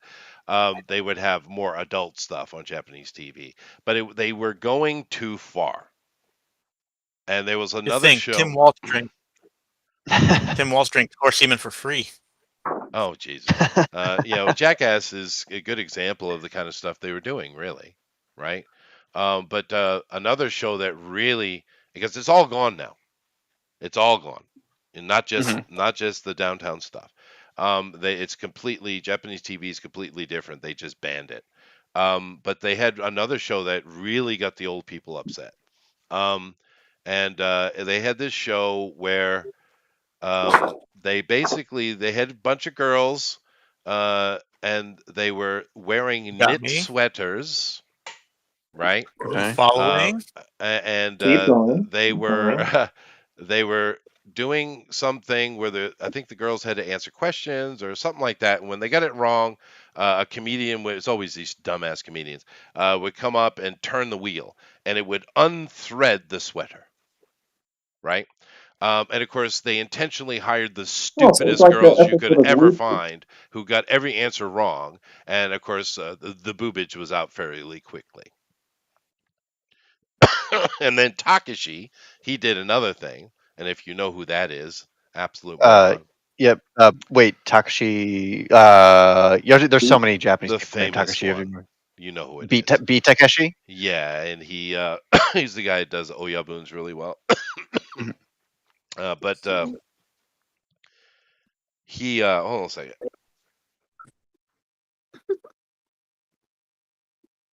Holding. Uh-oh. Holding. Still holding. I think he's Sorry, choking to death. There you go. I had a drink of water. Oh. But he always likes to do. He's a avant-garde artist type of guy. He also, Yes. know him from movies like Johnny Mnemonic, or he does the Oyabun stuff, really the Yakuza boss stuff really well. Yeah. From Outrage, that series, and then Yeah. I see. I actually know him from Beat Takeshi's Castle. Oh yeah, From that's another Yeah, that was big insanity here. thing. Oh, Yeah, dude, I I love like that that. show. Yeah, It's so funny. and Is but that MXP? Yeah, it's what turned into MXC over here. But the original show is called Takeshi's Castle. right. But the problem was Oh. they've leveled that. They constantly jumping the shark, and they had to do more outrageous stuff. And Takashi is just a weird guy. He's an avant-garde artist. I don't know. I don't like Takashi. But nevertheless, on that year or the year after or the year before, I can't remember, but around the same time that they canceled that show because of butt powder, uh, um, He went on to the set. He was invited on. He went on the set, and he literally destroyed the entire set and cameras and everything Oh, in an jeez. artistic rage, right? So Oh, yeah, guilty. Those are easy to have when you have his kind of money. yeah, well, true. But it You was just throw like the coin on the counter, like this will cover it. it's like 5 or 6 years ago, and it just all came to a head because all of these kind of more adult TV shows, Japanese TV shows, were just going too far. They were just going too far, Mhm. and the pressure from the the general population just was too much, and they shut it all down. Amazing. That's incredible. Yeah. But I mean, they were doing some pretty outrageous stuff for TV, dude. I mean, let's be honest. Especially if Andrew does understand this, and the rest of you probably don't. A lot of people think that what I just expressed is kind of this sexual deviance is normal. That's Japan, right? No, it is not. Actually the best to equate Japan to a group of people, I would say the New Englanders. They're Mm, very, okay. very conservative people. Um, you don't see girls walking around showing skin. They're quite dowty, actually. And the actual Japan is nothing at all like all that weird depravity that comes out of Tokyo. It's not even close. Kind of The like Japan. America. What was that, Amy? Kind of like America and Hollywood. Probably. Mhm. Go, Yeah, very go similar. Frankston. So Yeah. yeah, Go Frankston. yeah, I do. Yeah, Japan is a wholly socially conservative Hmm. country. Yeah, and it works well. But Tokyo is depraved. But the problem is the world kind of just sees that side of it, right? Hmm. Well, because of Hollywood, that's all we see. That's true. Mm-hmm. Yeah, that is true. Cool. Well, anyway, I'm going to get some coffee. I'll be back. Does that mean Jeff's in Don't tell charge? me I'm in charge, right? You know, if you want to be. I think I want to be. Okay, All good. right. We could put Elrod in charge, but that would be an unmitigated disaster. Elrod has to draw, and he can't distract himself That's true. from actually having to handle all the little knobs and levers that Yes, need to be handled while you're in control. In that's true. charge. Especially at the flashy level that he flashes. Yes. Yeah. So, These are I'll things be you back. don't keep. All right. okay. Enjoy your tea. I'm in control. Okay, everybody. Jeff's in charge. Be on your best behavior. I'm in charge. I'm so in charge. It's great being in charge. Probably the best What's your person being in favorite charge. Hanna-Barbera cartoon, Jeff? I don't know. Probably Scooby Who's Doo. the sex ass, Jeff? Scooby-Doo is a good one. I would say that it is practically their most famous one. Which Actually, Scooby Doo though? it is a good question. There are so old many of school them. Original Scooby-Doo. recipe or the greatest one, the 13 Ghost of Scooby Doo, because of Vincent Priest. The original recipe. We've been They reading had his Vincent, but the thing is they had Vincent Price on the 13 original. Ghosts. Was that one of the that? Well, that was like a second or third season, wasn't it? Yeah, that was like one of the kind of an offshoot because it was only 3. It was just Scooby, Shaggy, and Daphne of all people. Actually, And it was ruined because it had the one who should not be named. oh yeah, right. Oddly enough, I was having a Scooby-Doo conversation at work today because I was telling them about the Hanna-Barbera episode that we're doing today, and we got into this weird discussion about how Frank Welker is probably the longest running Scooby-Doo voice actor, but Yeah. Casey Kasem has had more roles because Shaggy's been in more spin-off series without Frank Welker. Oh, yeah, that's true. So like comparatively, even though Frank Welker has been in all of these shows since the 60s, or however long, does Casey Kasem have the longest running record because he's in more shows because he was the more popular character? And he pulled double duty when they met Batman because he was Robin and Shaggy. That's wicked cool. Zoinks! Batman. That was pretty good. That's good.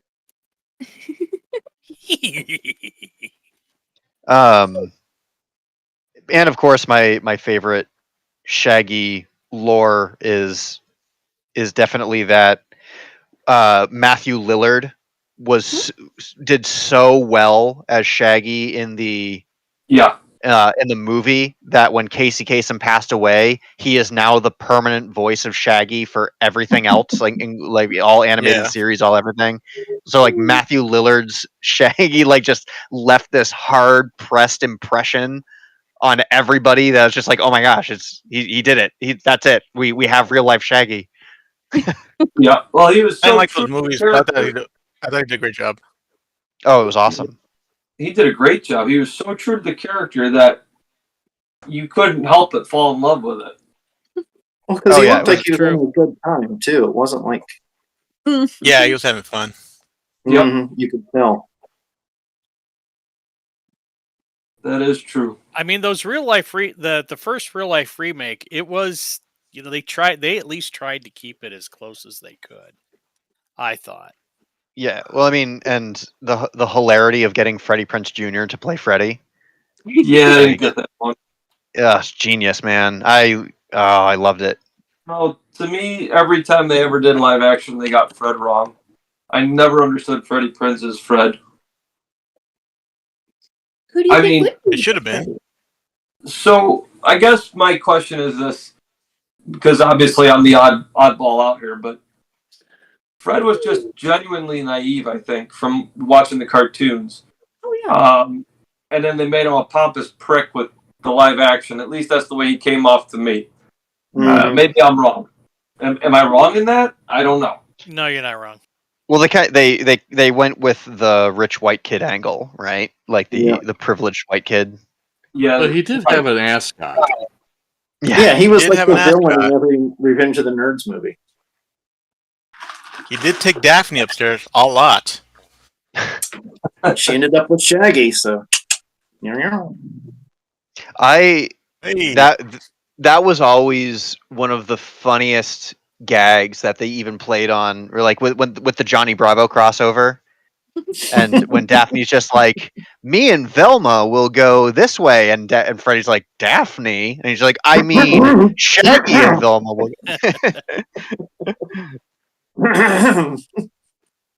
Oh, it's too good. Too good. Oh my god, Captain Caveman is the glue of Hanna-Barbera, isn't he? Because he crossed over with all of it.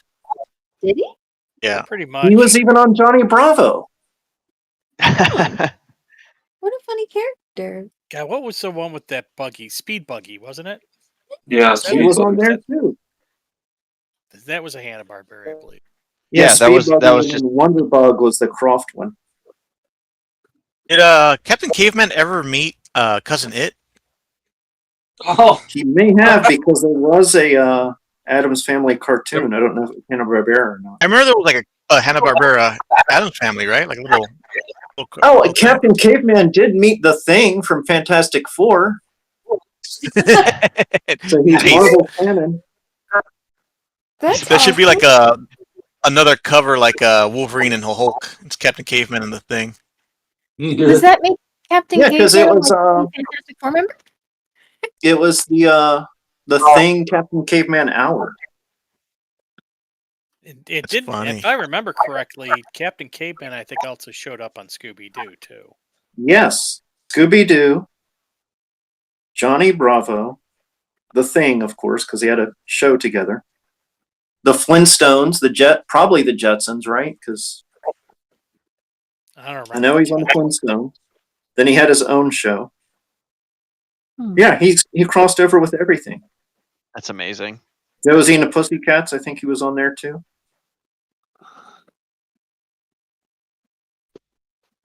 Now that does bring up the question: was he Hanna and Barbera's favorite character that they created? Either that, or he was the one they were trying to push harder than any of the others. Right? Yeah. He might have been easy to draw. Which Right? Oh, yeah. That too, yeah. Which character? Captain Caveman. Captain Caveman. We're back in Captain He's the Caveman. glue of the entire Hanna-Barbera universe. In a way, huh? He's like the Because he crossed over with Deadpool all of motivation. them. Which, of course, The Deadpool Wolverine movie. What was that?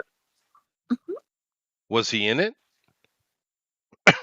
No, I'm saying like he's like Deadpool in the last movie. His motivation for existing was like he was like the Deadpool Prime, and he like pulled everything together. Wasn't that it? Yeah, he's like the glue or whatever. The I haven't pivotal seen it yet. character. Yeah, I haven't seen it. Not yet, yeah. It's still in cam version on the finished databases, and I don't watch cam movies because they suck. And there's also a bit of principle there, we'll say that. And the other one that very few people talk about is the Amazing Chan and the Chan Clan. Yeah, Yes. that was great. Which was the Charlie Chan. I remember watching that one. Yeah, And if I remember correctly, that was actually pretty good. it was. I think that crossed over with Scooby-Doo, right? Maybe. It may have. Yeah. Yeah, because they're both mysteries. Now, Mhm. I before I ask the question of the day, of course, I do have to make some confirmation. Is Hong Kong Phooey part of Hanna-Barbera? Yes. Yeah. Okay, thank you. Yeah, There- Oh, can't then the find it Laugh here. Olympics, which is like the Secret Wars of Hanna-Barbera. So That's yeah. That's true. Well, my question is this: who is your favorite Hanna-Barbera character? There are many, of course. You got the old classics, which they made just tons of them, like Scooby-Doo, Jetsons, Oh, there it is. Flintstones. You got the ones that are more of an amalgam that showed up, like a Huckleberry Hound or Quick Draw McGraw, Snagglepuss, things like that. And there, Snagglepuss. Snagglepuss. but there are many you Exit could. stage left. There are many you could choose. But my favorite has to be Hong Kong Phooey. I Really? love Hong Kong Phooey? Phooey. Yeah, Yeah, that came out. Oh, heavens to Megatroid! a black guy playing an Asian kung fu dog with a extremely troublesome and racist cat. It was good. Good stuff, man. Yeah. What about Top Cat? I've never been He's Top kind of Cat forgotten fan. in the States, right? He's big in England, but not here. Yeah, I kind of wish a Mighty Mouse was part of Hanna-Barbera because that would be my answer for everything. But but I'm going with Hong Kong Phooey. That's my choice. Yogi Bear is number 2. Anyway, Andrew, favorite Are we Hanna-Barbera character? talking? Yeah, are we talking original set or after Warner Brothers bought them as well? Why not? I mean, because Powerpuff Girls are definitely Hanna-Barbera. I don't know how much they were involved in the process, though. Right. Were they dead by then? I don't think so. Yeah, because if we're going into the cartoon era, like into the 90s, it's got to be Johnny Bravo, easily. Yeah, but were they involved with that though, Hanna-Barbera? No, that's just it was the studio at that time. Right. So let's restrict that's why I was their hands. How about that? Okay, so then I will probably go. Ooh, maybe the Jetsons. Jetsons is great. Yeah, I don't know. It's kind of a tough one to lay out for me. But I think I for some reason I always find myself going back to the Jetsons. No, I get it. That robot. Yeah, Rosie. Which Rosie the River to get it. Oh my! Yeah. And actually, the because I was a kid when I watched it, the teenage girl on that show was her name Judy. Yeah, Judy Jetson. She was always Pop cute. star Tiffany. Yeah. Was it Tiffany that played her in the movie? I didn't know they did a Jetson movie. Chester. It was one of them. I didn't know there was a Chester, Jetson live is action. that your cartoon crush, Judy Jetson? Huh.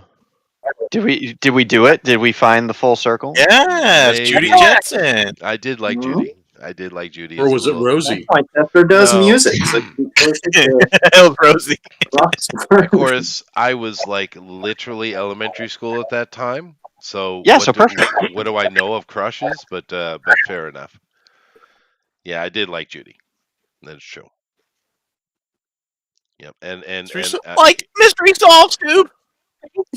We're not really allowed to talk about it, but there was something about Wilma as well. Yeah. Oh man, see now that makes it because I do love Scooby Doo.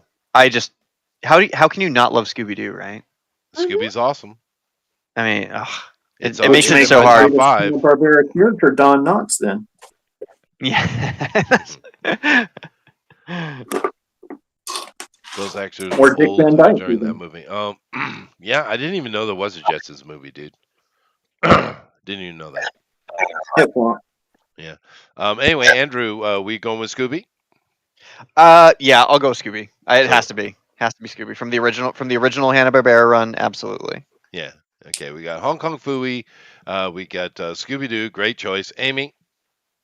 Oh, hmm. Mm, I guess I've seen a lot of Scooby Doo cartoons, Scooby's but great. yep, Scooby's great. They've got a lot of cool designs and a lot of cool art that I've seen, but I've not actually seen the shows. Are the Herculean shows? Those look cool. Herculoids. Herculoids. As long Are as you don't those, think about them too much, you're cool. Yes. they look really neat. I'd love to try some of the I think I'd like to watch some of the superhero shows sometime, but That's Blue their best stuff. Falcon. I loved Blue Falcon as a kid, to be Blue fair. Falcon. Yeah. Oh I my gosh, that's right, Johnny Quest. I was the one that brought up Johnny Quest too. Johnny is Oh amazing. shoot. Yeah. Nah, I'll stick with Scooby Doo. Just keep going. I forget. They're all good, right? Yeah. So, Amy, what's your answer? Oh, was it series or character? I can't hear you. What? Oh, I'm sorry. Is it favorite series or favorite character? Character. Yeah. Specific character. Ah. Um. Hmm. The shows that I've seen probably Daphne of the ones that I've actually seen. Yeah, like Daphne. Still couldn't hear the answer. Oh no, She said Daphne. Daphne. it's not really. Daphne from Scooby Doo. Daphne, the airhead. Daphne. I know Amy's favorite character. She just doesn't know it yet. Oh What yeah. is it? Yeah, what is it? Yeah. Well, my favorite character, real quick, so you can just skip me, is Tom and Jerry. Tom and Jerry's cartoons has a little cute duck that comes on every time. That is true. That Really? duck. And Yeah. the whole point of that duck is to cute you to death. And that's Amy all day. Yeah, it is true. Yeah. It's true. Right. It's Cute true. ducks. Nice. The duck. Daphne There's the a really, duck. Very there's good. a really cute bear. I think maybe she's in Yogi.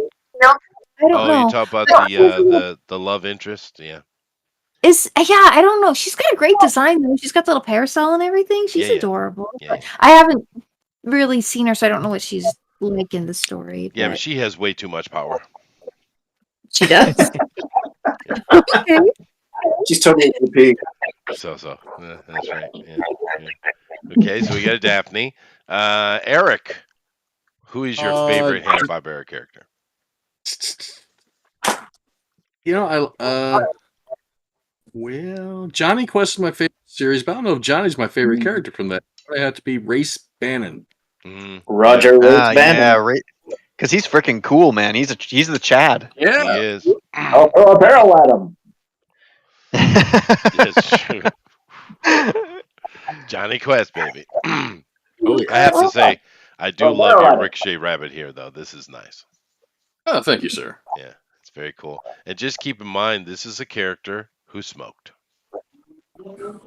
And there were several Hanna-Barbera characters who smoked. Yeah, Back then, even doctors told you it was good for you. The Flintstones sold cigarettes in commercials. Yep. They did. That's right. Oh my goodness. Those Laramies, baby. Back in the day. Have the cereal. What do you say? They still have the cereal, right? Like the you see like Oh yeah, absolutely. Heck yeah. Those still rule, man. Not that I eat it all the time. But no. Yeah. The vitamins. Minerals. Oh yeah. I love all the essentials. vitamins and nutrition. Yeah, all the vitamins.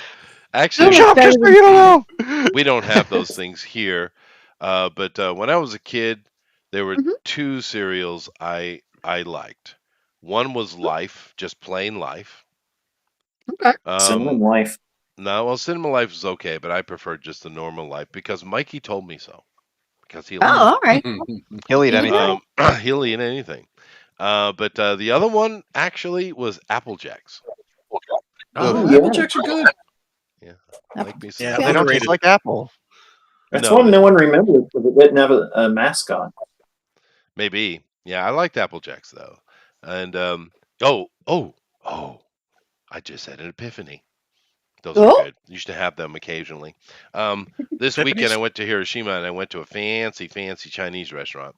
And the Mhm. closing dish, basically what they did, if you take rice and you Mhm. dry fry it, right? Mhm. It will do like Rice Krispies. It'll Mhm. pop like that, right? You can. That's where Rice Krispies come from. Anyway, Cool. but here they'll do that, but they do it in a pan, and they'll kind Mhm. of blacken the low or caramelize the lower level of it.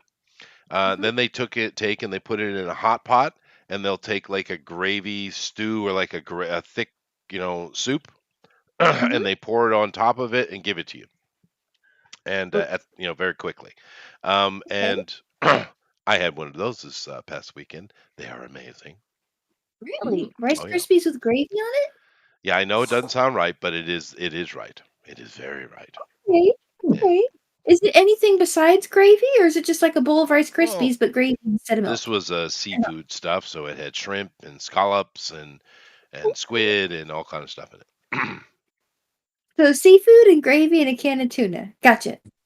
No tuna. Yeah, no No can tuna. tuna? Yeah, Oh, no, okay. Okay. yeah, yeah. Oh, well, that would be Yeah. interesting though. No. That's just not right, Amy. Stop it. Can of tuna.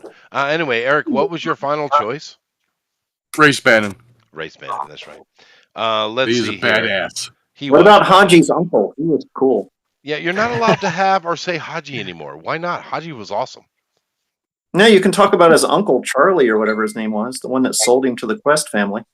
Yeah, that's true. He was a sold slave. But why is the name Haji all of a sudden bad? People do have that name. Do they not realize that? I guess some people have Did never it, been to 7-Eleven. I don't know. That's weird. did it become like a poo where it just became like people got stupid sensitive and Yeah, no, it's same thing. Yeah, and it's like, why? Haji was a cool character. Yeah. The whole Johnny Quest stuff was awesome. The real adventures of the gummy bears. What? Okay, That I'll was go with Disney, it. wasn't That's it? a choice, I guess. And I guess. Let's see here. Melissa, taking a look at your art here with Huckleberry Hound. Oh, there it is. We got ourselves a Huckleberry Hound, just taking him a leisurely ride in a little dinghy, and he's playing his banjo. So the question is, honey, who's your favorite Hanna-Barbera character? Well, no contest. I studied programming and I always was great at spelling, so I knew I was kind of reading it. I just really connected with her. Who? Um, Who? from Scooby Doo. Can you hear me? I'm going to go to Ryan Jamie's room. Hang on. Say her name again. Say your Yeah, name. she's moving. Velma. Velma. Velma. Did she say Hang on. Velma? Yeah, Yes. my favorite character was Daphne, and Lissa's favorite character is Velma. You girls need some psychiatric help. You really do. You don't like Velma? No, Daphne, the airhead, and Velma, the know-it-all Hermione type character that we all hated. No, Jinkies, Chester. Oh, you're kind of mean. a little bit. No, it's okay. Daphne I was think it was a always fun cute and very achievement. supportive of everybody. She was nice. She And was. Velma was very smart and educated, which is important because there was no one else on the team that had any brain whatsoever. She helped where she could. Fred came up with some really interesting traps that Fred, no, he did. somehow. So Fred Yeah. was a solution man, right? There you go. But Velma was the get her done girl. And I always felt bad for her because her boyfriend was useless. But we do on this show. I think it's a Geeky Puppet Theater, and we've been doing like the old 60s Scooby Doo books, and I do the voice of Velma in that show, and she just is talking to people. Aw. Can actually be a lot of fun. I don't know if I'm really that good at it, but I enjoy it. That's good. That's cute. Yeah. Absolutely. So we have ourselves Scooby Doo is well covered. That's 3 so far. Yeah. We got Scooby himself. We have Daphne. Well, and all right. Forgive me. I did say the name of the show. I didn't actually say the character. If I was going to choose a character, it's Shaggy. It's got to be Shaggy. Oh, okay. All right. Yeah. All right. I got one. See. Okay. Go ahead. Don Knotts. Fair enough. No, fair enough. He was a character. I'm kicking myself for not realizing that earlier before I started drawing. Oh, but I love seeing Don Knotts in there. Well, you got about 15 minutes. You can draw Don Yeah, Knotts in 15 a little minutes. too late. Yeah. A little too late. Since you chose Velma, a very bizarre name for most people, do you know the etymology of this name? Oh. Uh-oh. What do you mean, uh-oh? Jeez. Fine, I'll keep it to myself. It's not Swedish. It's like, well, you see, in ancient Mesopotamia, they used to castrate cows, and then No, it's very, it's very German. It comes from as with Selma and Thelma and Wilma, they all come from the same name, Wilhelmina, or the female version of William. Interesting. Thank you. I'll be here all week. The That hate, was the hate, Is just the someone hate. okay? It's the hate. So Mike has chosen Don Knotts. Fair enough. Alan, best character ever. Oh, I'd say Tom and Jerry, but do I have to pick one? No, you get Tom and Jerry's fine. Yeah, Tom and Jerry. Oh, but the early no. ones, not the Chuck Jones ones, because Chuck Jones era sucked. Is that right? Isn't that weird? Like Chuck Jones is like pretty much made the best Bugs Bunny and Looney Tunes, but his Tom and Jerry's were just the most atrocious things ever. Those Yeah, are I hated them. ones with the weird music anything that made me sense. feel funny. Probably. Yeah, because Chuck Jones era was like on LSD. I don't know what the fuck they're doing there. Right, there you Quimby was how the only way to do Tom and Jerry was Quimby. Is the Now, Quimby there is the a one show- with the big black lady housekeeper? Yeah. Thomas! Okay. Thomas! Or all the other the other cats in the neighborhood would come in and screw with them too over the female cat. Like that's and Quimby. Spike the dog and Oh yeah, Mhm. good stuff. And Tom's like crazy scream. You know when Tom screams and it's all like crazy and funny. I am going to challenge you, Alan. What you do have to pick between Tom and Jerry, because I would have an answer for this. Now pick between Tom and Jerry. Which one would it be? That'd be Tom. Yeah, it has to be Tom, right? Like I always rooted for Tom. I hated Jerry. I always rooted for Tom. Well, Jerry is the device. It's Tom that gives you the funny. Yeah. Mhm. And Jerry's just a prick. Yeah, Jerry's a jerk. Yeah. Another one, but it is funny when they both get screwed and team up. Yeah. Now there's a show that's a love letter to Hanna-Barbera, but I'm not sure. I don't think it's any connection. Is the Venture Brothers? That show, Yes. if that's Hanna-Barbera, Right. that's my favorite for sure. All Oh, day. Agent And Roger Roxanne- Bannon was on there. Oh, Take interesting. care of the boy. I've never seen the Venture Brothers. I've heard of it though. It is a Johnny Quest parody, but it's so good. And like Johnny Quest actually shows up and he's like crazy and Oh yeah, he's Johnny Quest Quest in it. crazy. Oh, he was living he down in that diving bell for like 20 years. Yeah, he was in the diving bell. Yeah. Don't And talk then, about my father, man. It was on Cartoon. I'm not sure it was any connection to Hanna-Barbera though, but it was a love letter to Hanna-Barbera for sure. And on that show, my favorite character was was it Henchman 23? I thought he was great. A lot of character development. I'm like Wolverine. Well, I do have an unfortunate connection to Tom. Yeah. When I was like 7, I got a cat because my mother liked cats, and I was told to choose one out of some litter or something, and I chose one who was gray and had white paws, very much like Tom. But being me, I decided to name him after the Persian word for gray, and then just put Y on the end, meaning full of gray. So I called him Ganty. And um, sorry, I've always been this way, Eric. I've always been this way. Wait, how old were you? Like 7 or 8, yeah. What's wrong with this child? Well, dude, I was studying Greek and German quite young, you know. Is that before they sent you to conversion therapy? Yeah, they tried several times actually to fix whatever was wrong with me. But we left, like when I was 9, and we moved because my dad's job, and they wouldn't let me bring the cat with me, so it stayed with my grandmother, and one of my cousins kind of adopted him, and of course he changed his name to Tom. So How his name's original! So your cousin was the one with the correct foresight. No, Ganty is a perfectly good name for a gray cat. It's just like my dog's name was Oren, which means speckled gray and white. So that's an Irish word, just old Gaelic. Yeah. As you do. As you do. You have to be correct. Maybe he kept. Maybe he just had Tom as like a middle name. No. And That particular cousin's an asshole. He's always been one. Yeah, but I mean, cats don't understand anything anyway. They don't care about you.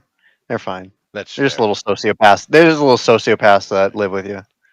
That's why no one cares about them getting eaten. I like my kitty. Yeah. They're cute. I don't dislike cats. I didn't want to say that as if I like them, but knowing that they're psychopaths. Yeah. Wow. I'm even taken aback by that story, Eric. Thinking back, because it is true. I literally named it after the Persian, and then added the English Well, your Y. cousin that's a jerk actually saved you from years of being bullied by other people. Well, that happened anyway. Yeah, because he named your cat Akizio or whatever. Right. Alcibiades, that would be better. But anyway, moving along. Let's see, where am I now? I'm down to Elrod. So Elrod, favorite Hanna-Barbera character, dude. Hands down, the greatest character, the river god Akizio. You filthy heathen monkey. You're gonna have to put a little more detail in that. I'm drawing it for you. Akizio. Well, you're not sharing. The river god. You filthy savages! Let him go! It's Race Bannon when he painted himself purple with berries and swam up to the Amazon tribe and scared them. It's the river god Akizio. Oh, okay. Like, listen up, you filthy savages! Of course, it has to be a deep cut. Yeah, heathen monkeys! It's the one they had to censor because they cut out heathen monkeys in the new edits. Kind of ruins the whole thing, and it's not racist. They couldn't. It's kind of like Charlton Heston. Get your damn paws off me, you damn dirty apes! Get your paws off me, you damn dirty apes! Yeah, Heston would have been a good Race Bannon. Like, stop eating all the dogs. Or geese. Yeah. Yeah. Did you see the spin on that? Did you guys see the spin on that? I mean, they're literally, we have photographs of people. Yeah, there's photos of it. And cats. It's hilarious. And videos and stuff. But the spin from media, my goodness. You're all a bunch of racists. That they made fun of with COVID. Yeah, that's true. It's like a repeat of like when he's like, yeah, there's this bad thing in China. They're like, no, he's fine. It's not real. Then a month later, everyone's wearing masks. That's true. That is true. I actually was, when that all happened, because I'm here in Asia, so I had a little bit of a preview to you guys, because that all started in October, actually. And we were getting on toward, December, right? Maybe even January. And I was kind of wondering why Trump wasn't saying anything about it, because I was like, this is getting a bit serious. And then he did. And then as soon as he did, the absolute radical socialists from around the world just reacted and created a very bad situation out of a very controllable situation. Yep. Unbelievable. It would have been better if he just shut up, wouldn't it have? Actually. Yeah. But anyway, and the good thing about that, actually, that came out of it with Trump is if you listen to him talk and you talk to him about it, he's like, yep. I didn't handle that exactly the way it should have been. Their mistakes were made. And of course, I appreciate that the guy, because we talk about his arrogance and his believability. But no, when push comes to shove, the dude will sit down and say, "Yep, screw that up." Yeah, he You did gotta- the best he This had with past the. round, he's been a little more. Yeah, no, it's I would good. say a little more humble. It's a better Trump. I agree. And Well, Al I what's in saw the him Pacine's brain? making Kung fun of his own Flu. hair, You mean Kung Flu humanized him. Fooey? Yeah, that's the best character. No, It's no Ecclesio, but you know. that's fair. That's fair. That's fair. Anyway, where am I now? I guess I'm on to Jeff. Jeff, do you have a favorite Hanna-Barbera character? You might be too old for it though. You're Shaggy. kind of coming from the the early years. Dude, they He's started. like, Daddy He's gonna Boo. say back- Steamboat Willie. They started in the early '60s, Yeah, I know. and Daddy you're as Boo. old as me. I know.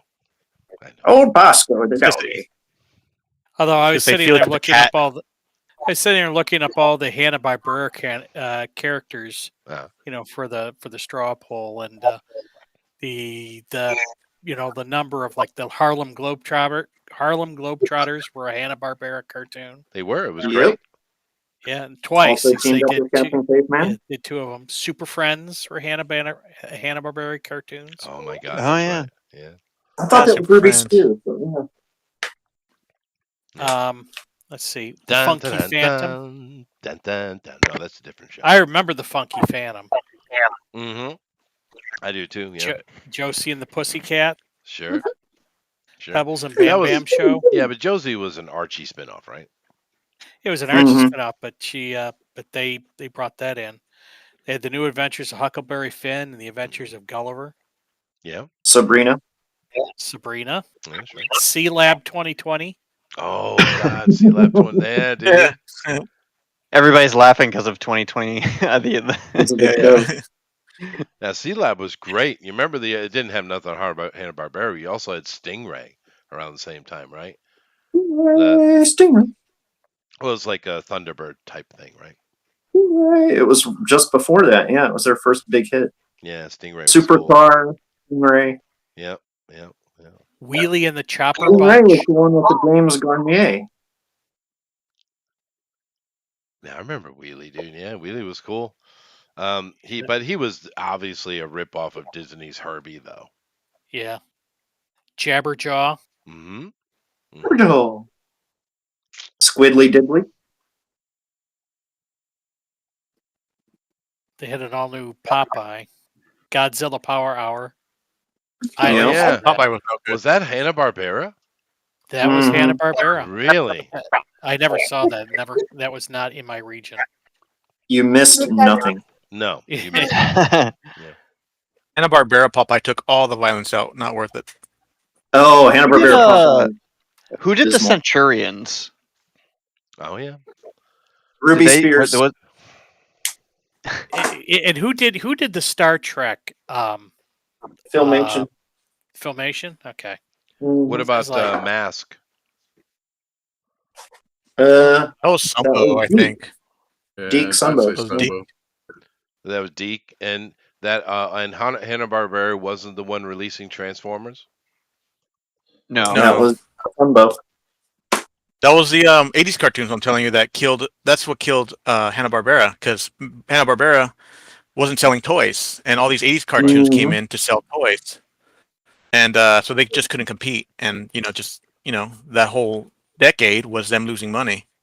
And they tried to get on the toy train, but it was like that was controlled basically by syndicated TV, and they were stuck in contracts to the networks. Yeah. So they Laverne and couldn't. Shirley. Yeah. Laverne and Shirley and the Happy Days. Space Ghost. Oh, Fonz and oh the right, Happy Days. Fonzie in the Travel space. through time. Yes, Fonzie's on that thing where he's like with that dog, right? He's got that dog. With that, Yeah. the dog and the nerdy woman from the future. Right. Yeah. The Oh my Fonz. Mork and gosh. then they added Mork and Mindy to that too. Right. Yep. Right. Of course, you had Did they do Space the Dukes of Ghost. Hazzard? Um, Space no, Ghost. did Gary, they? the Gary Coleman Show. Gary Coleman. You Wait, have did you say Dennis Space Beatty Ghost? from Alpha Proto. Blue Moon also mentions Goober and the Ghost Chasers. True. Yeah. And of course, he also mentions Fang Face. I do remember that Did character. they do Rubik's Cube? Yes, it That's was the Rubik's Cube. Pac-Man Rubik's Cube. Oh, wow. Pac-Man / Rubik the Amazing Cube Hour. But you still haven't answered the question, though, Jeff. I said Shaggy. Wow, Shaggy wins because you Shaggy's got my 2 favorite votes. That's Hanna-Barbera interesting. character. Velma's really, Shaggy's really great. useless boyfriend. Well, yeah. The stoner. The stoner, yeah. The stoner. Well, the Scooby Snacks were kind of a fill-in for that, weren't they? Yeah. Or did I get connected again? I'm hungry. Well, yeah, they have the munchies, right? Always have the munchie. Yeah. Oh my God, they did Bill and Ted's Excellent Adventures. Whoa. Really? Mm. Yeah. That was in the Adventures of- '90s, so that's The Adventures of Don pretty late. Coyote and such. Goldar and the Golden Lance. That was a cool one. Oh, yeah. Yeah, that's right. That's right. I still stuck on the fact I never understood what Velma saw in Shaggy. My mom's favorite was Pirates of Darkwater. Was that Hanna-Barbera? I'll tell you right now. Oh, that was a Yeah, that's a great that's kind of the That last was hurrah. good. one. But there again, it was tracked on network TV, so it was only Saturday mornings, like after Saturday morning had died, kind of. Yeah, but that was So a good show, dude. Yeah. Chester, just so you know, there's a stereotype that long, lanky guys that are all goofy have a huge interest in Appetites? skateboards. Oh, yeah. That makes Yes. sense. That makes sense. You know, Well, she didn't have much of a choice. It was Shaggy or the dog. so Fred was already taken. That's kind of fair. But no, it was 2 couples and somebody. Who owns Scooby? Who was Scooby's Warner owner? Brothers. Nobody knows. Oh, you yeah, Warner Brothers. No. Who of the gang? No, the it was mystery Shaggy. Gang. Was it Shaggy? Yeah. it was Shaggy. Yeah, it was Shaggy, but I was making a joke that I Warner know. Brothers. Yeah. So. And of course, Scooby himself had many, many relatives. Ethereal says Sandy Duncan. Wow, Eric, Yep. that is a blast from the Everybody's favorite past. Sandy, Glass-eyed cartoon character. yeah, Sandy Duncan and Cher are the only Oh, real people right. to be on the new Scooby-Doo movies and Scooby-Doo and guests. Who was your favorite guest star? Mama Cass? Making all the fat jokes? Yeah, that would definitely be it. I'm getting that whole working, Scooby, but I'm too fat to fit in that ventilation duct. Wow, Blue Moon says he thinks they did the Dumb and Dumber cartoon. Rambo and Mr. T, yep, they had those ones. And Shaggy. That's Ruby Spears. Is it? Okay. Ruby Spears was like identical animation, though, but like they had Thundar and a few of the others. Mm. So if it wasn't Hanna-Barbera on Saturday morning, it was Ruby Spears pretty much. Ray Thule says Davy Jones. Oh, I remember that one. Yeah. What about the boy and the lion Goliath, or was it a dog Goliath? Hey, Oh, Mary, Davy Davy and the one Goliath. with the That was doghouse on his head.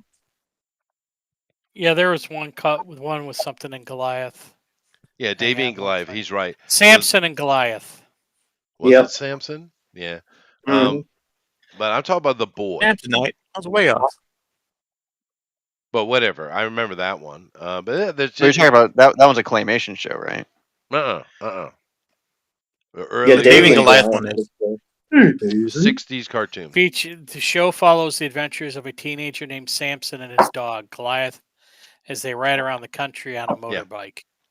Okay, there you go. Like, really? There you go. I don't think we should be smoking this crack, Davy.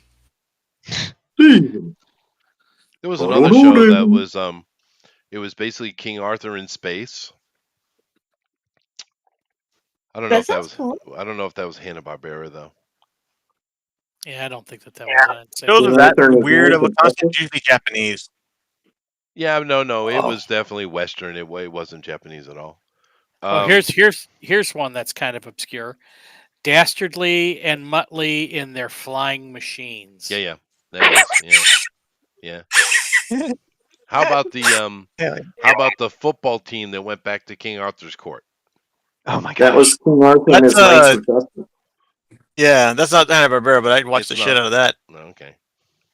Interesting. Cool. Well, last but not least, Mike, favorite Hanna-Barbera character. I think you said it already, but that's all right. Yeah, that and Scooby Doo.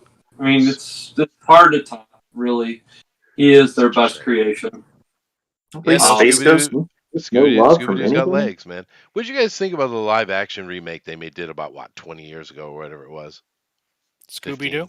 Yeah, the two live action ones. I actually thought they were well cast and we already had a discussion while you were gone about this. Oh. They were good. Mr. Bean was in one.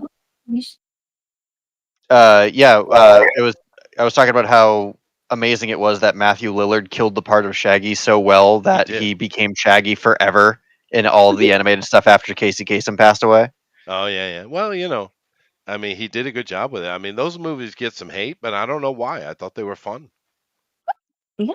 They were a pretty honest Guys, portrayal of Scooby Doo, really. Right. When you think about all the cartoon to live action movies they've ever made, most of them are garbage. But they really did do a good job with Scooby. I thought so. And a lot of people, the John Goodman Flintstones one, with who's the other guy who played Barney? His Rick wife, Moranis. Rick Moranis. Yeah, he left Hollywood. But and Rosie O'Donnell. Dude, she killed it though. I love that movie. Yeah. It's a No, parody, I get, but I loved it. I don't know why people hated that At so least much. Halle Berry was in it to keep your mind off of that horrible Betty. They should do a live action Flintstones Meet the Jetsons. Mm-hmm. That would be fun. Well, I have to go search the live action Jetsons because I didn't even know it existed. It was animated. Oh, it was animated. Oh, okay. All right. Well, then, okay, I get it. Probably why it didn't do well, because animated movies were just not popular then.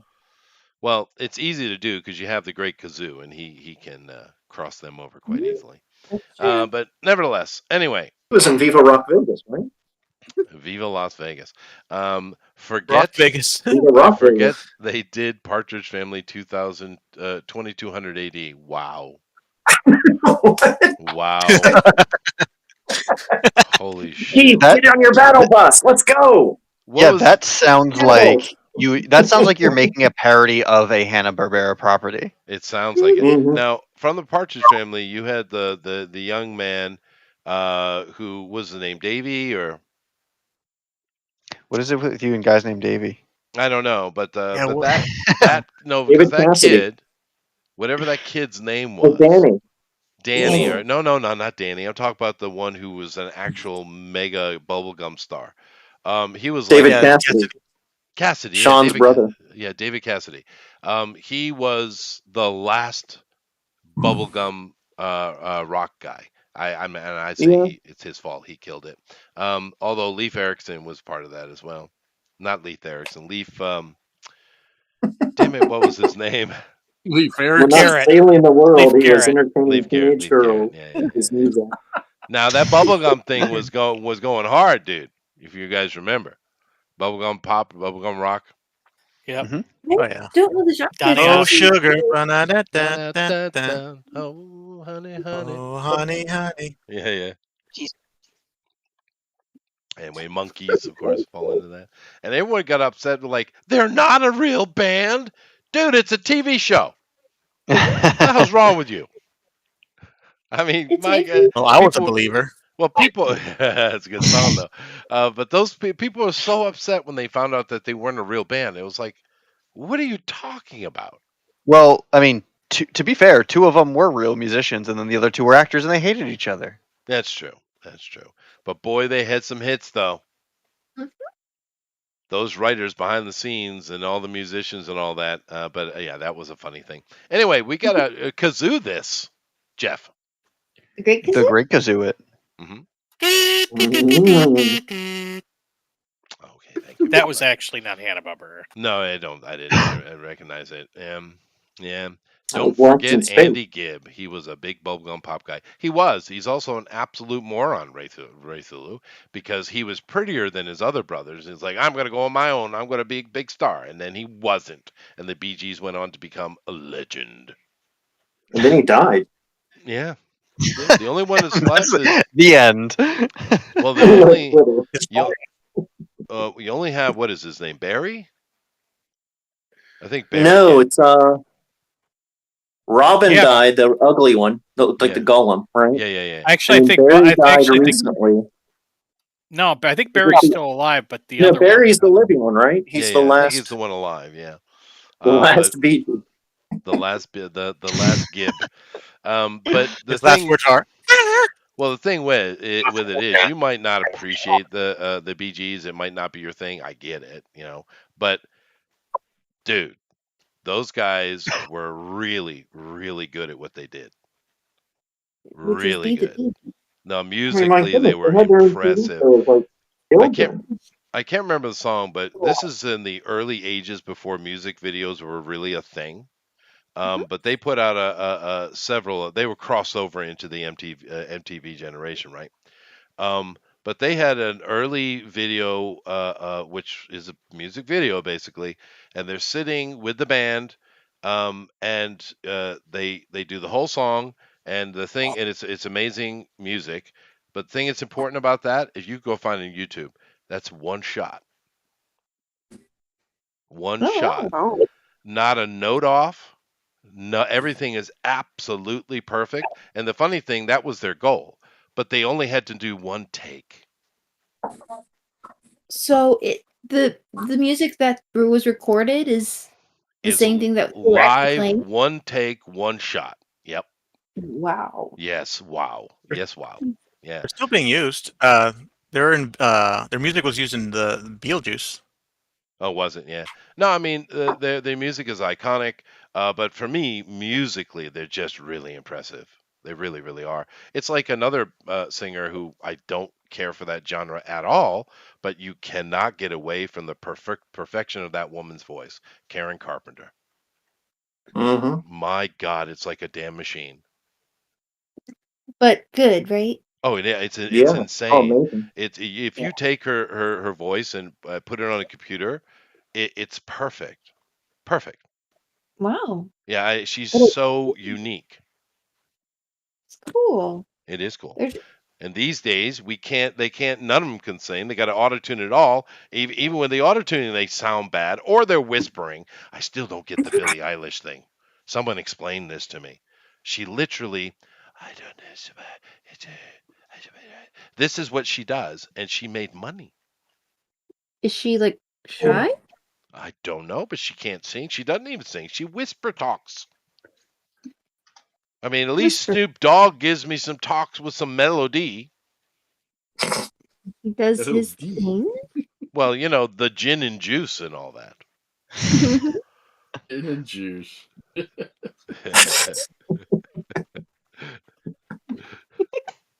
Anyway, cool. Let me go ahead and take a look at it, and you guys get voting. Sorry for me wasting all this time, but we're having fun. Anyway, Fine. Andrew has put some color on it.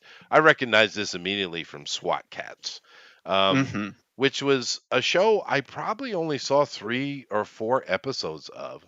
I don't know how long it lasted, but I remember SWAT Cats. How long did it go? 2 seasons. 2 Two seasons. seasons. Not bad. 1990 started in 1993. Probably went to 1994 or 5.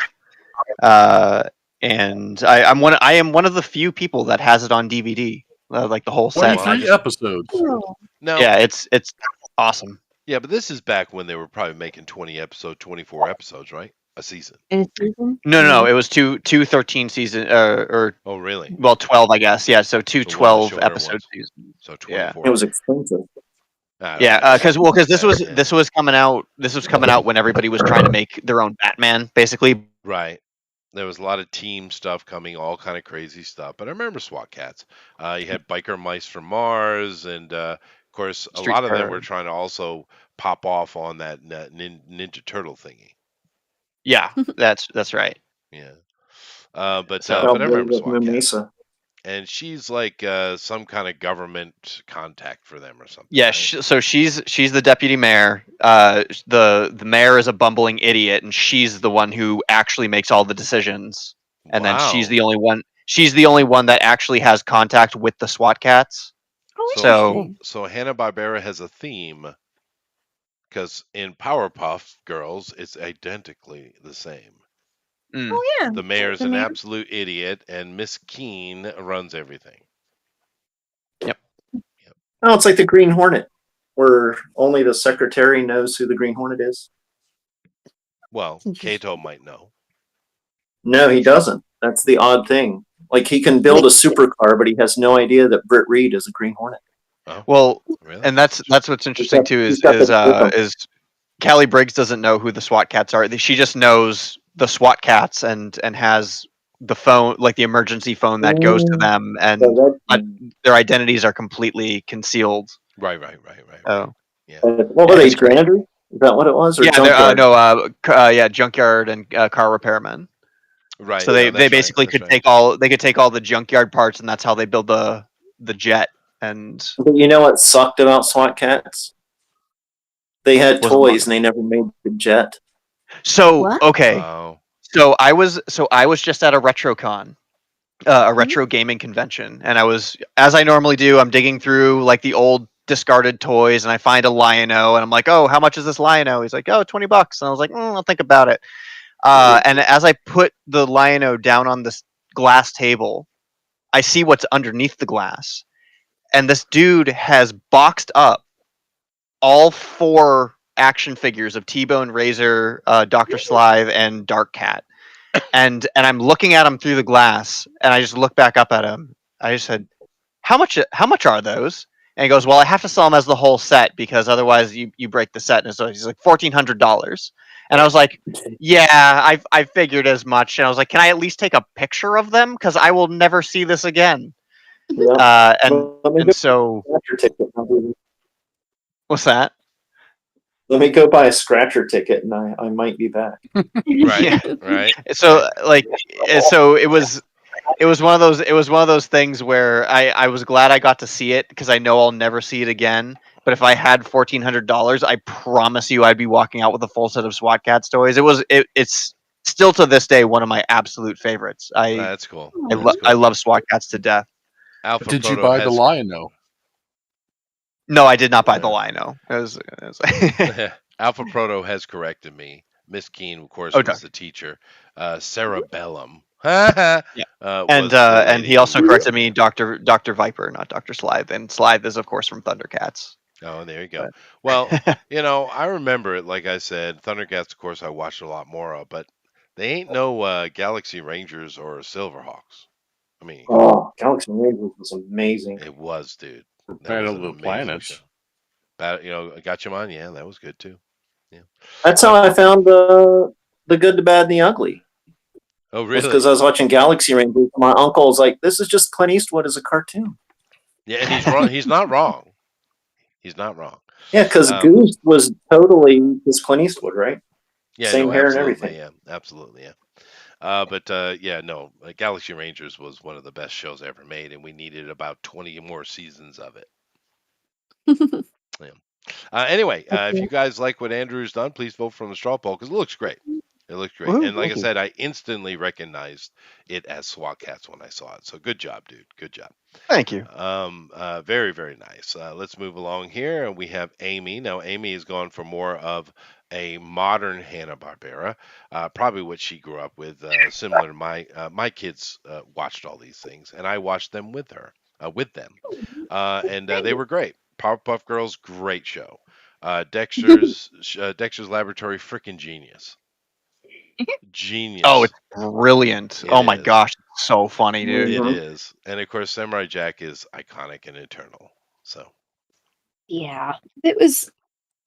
And I think they finished up, like they had another season of the Samurai Jack They did. cartoon. We watched it. The kids didn't like it as much, but I thought it was a wonderful send off. I never got to finish it. I never saw that last season. You should watch it. It's I absolutely want to.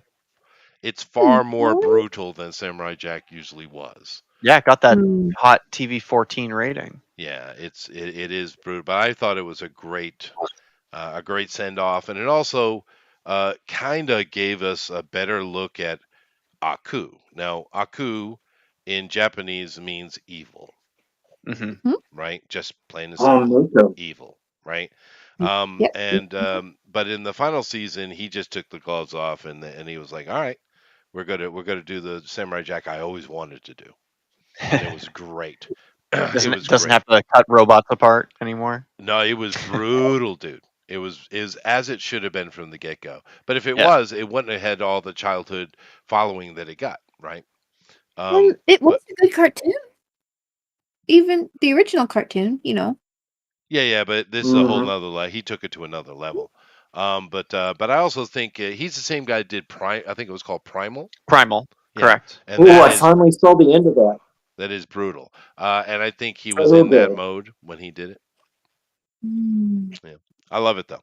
But these are good things. You definitely got to put color on there. But we have Blossom, Bubbles, and the Buttercup. The Buttercup. Yep. Got another redhead and another blonde and another cutie pie character. Works out. Buttercup for best. Buttercup, she is. Most people like Buttercup. Yeah, I've probably seen every episode with my kids on these shows. I'd say. I usually was reading or doing something whilst it was on, but still. Oh, you're being part of that. It's funny to think. Now, were they watching these in America or in Hawaii, or is this do they have these in Japan? Both. Oh, okay.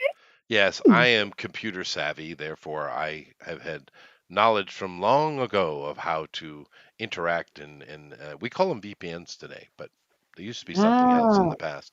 But yeah, I've been able to bring stuff to my children for quite a long time. And introduce older stuff and like, Dad, that's stupid. Yeah, I got a lot of that. Oh well. What do you say? It's like, I guess when kids are kind of a little overly dramatic. Like if you see something and you don't care for it, it's terrible. It's not just something you. Well, that's why I was so thrilled because me and my twin brother Jonathan introduced our youngest brother who's 13 to SWAT Cats, and that's one of the things we were like, all right, this is an older cartoon, we're going to watch it, and so the show is actually 20 years, like it's 20 years older than him, right? And because I saw the credits, I was like, oh my gosh, 1993, like, oh, I feel. And then but he was just like, this show is awesome, I need to watch more SWAT Cats, and we're like, yeah, victory. It's a good feeling when an old show hits, right? And it's always weird what hits, because when my kids were older, obviously I showed them Blade Runner. They were affixed to the screen the whole time and loved it, right? Then I showed them a Rocket Horror Picture Show, and they said, Dad, this is gay. I said, yeah. Yeah, they were right. They were, yeah, it is very gay, but it's also Tim Curry doing one of the greatest performances in the history of Hollywood. I mean, that is the best entrance. You cannot convince me otherwise. There is no better entrance than Frankfurter coming down that elevator. Douglas Renham in the IT Crowd. I'd never seen that. I wouldn't watch that. It sounds dumb. It sounds like a movie you would like, Elrod. No? I mean, no. Guess so. Yeah, I know. I don't know. I've never seen it. But anyway, if you like what Amy's done, please vote for the straw poll. It's very classic 90s.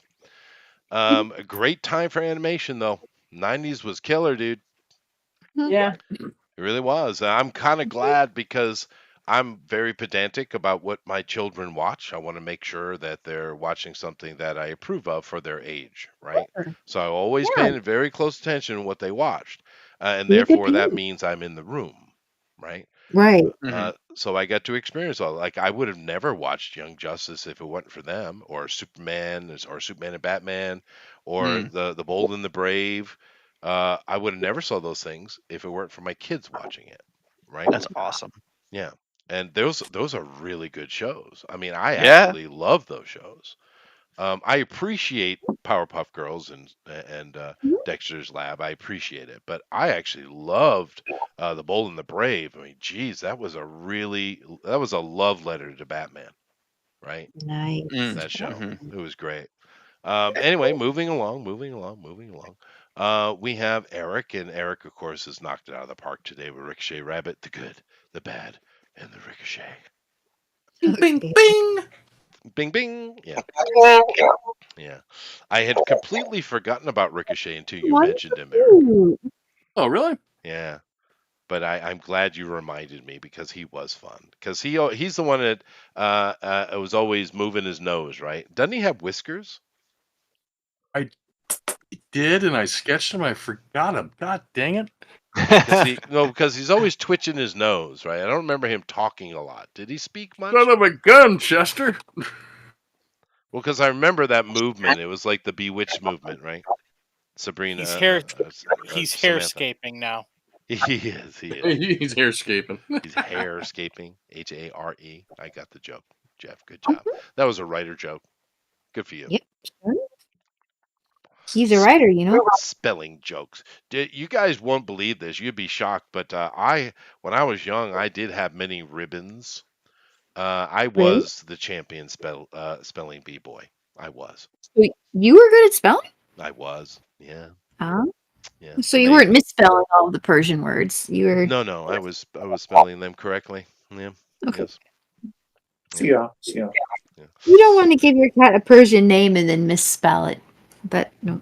Well, I don't know why, but it came to me that Gant and then taking the Y, which means to be full of, right? When Y is at the end of a thing, and I just thought he's very gray, so he's Ganty, That's cool. right? A lot of people don't understand this. Often they'll use the word baby, right? And not understand that this word only applies when you are holding the child. Really? If the child is sitting in a crib or on a couch or on the floor or something like that, it is a babe. Baby is only applied when it's being held because your arm is full of babe. Therefore, baby. Oh, baby. Yes. There's your grammatic lesson for the day, folks. We are all now learned. Yes. You are. You've learned it, yeah. You have learned it. So was Ganty still Ganty when he was sitting on the ground? Because he was full of gray, right? Ah, okay. Yeah. Color is a constant, and it is also a singular and a plural at the same time. Exciting. It is exciting. Nevertheless, I love this, Eric. This is awesome. Yes, sir. It is very, very cool. And now I have to go watch a Ricochet Rabbit cartoon. I haven't watched one in years. I have because I remember, if I recall correctly, he doesn't speak much. I don't remember at all. He twitches his nose. And when he's aggravated. I'll find out because I'm going to watch it after we're done. Didn't his deputy sound like the deputy from Gunsmoke? Maybe. My father hated Gunsmoke because there was a character with a limp in it named Chester, and the kids would pick on him about it, and he hated Gunsmoke. He's lucky. I honestly, I grew up when the hustler age, so I was Chester the molester. So I'd say you know what was worse about Dad got off. Was he became McLeod. What was that? The worst thing about Chester was he became McLeod. The other horrible cop show from the 70s. Right. That's true. But Weaver. Kids are kids, and they're going to find a way to make fun of your name no matter what it is. You could be John, and someone's going to find a joke for it, right? Yep. The other one I got a lot as a kid was Buzz Bee. I got that one a lot. Yeah. That one's just lame. I mean, that's... Yeah, that's they are modern to that one. They're elementary school kids now. Come on. Yeah. Come on. But the worst ever memory I have from childhood was in elementary school, and it's that same girl that I mentioned earlier. Her name was, I think, Kelly or Kristen Brooks. And I said, she looked just like Brooke Shields. She was very, anyway, to me as an elementary school kid, and she was so beautiful, and I loved her. I found a bottle of perfume on the ground that was unopened. I don't know where it was, but I was just a kid, and I cleaned it up, and I went to present it to her in school as a love gift. Aww. She was absolutely irked that I would do such a thing. She opened the bottle and poured it over my head. Oh no! You're the one that stole my perfume. I I do remember running down the hallway crying. I remember that. Yeah, that was great. Oh, sorry. Didn't talk to her again for like a long time. It was actually I had traveled because of my dad's job, and we came back, and she showed up at the church that we went to.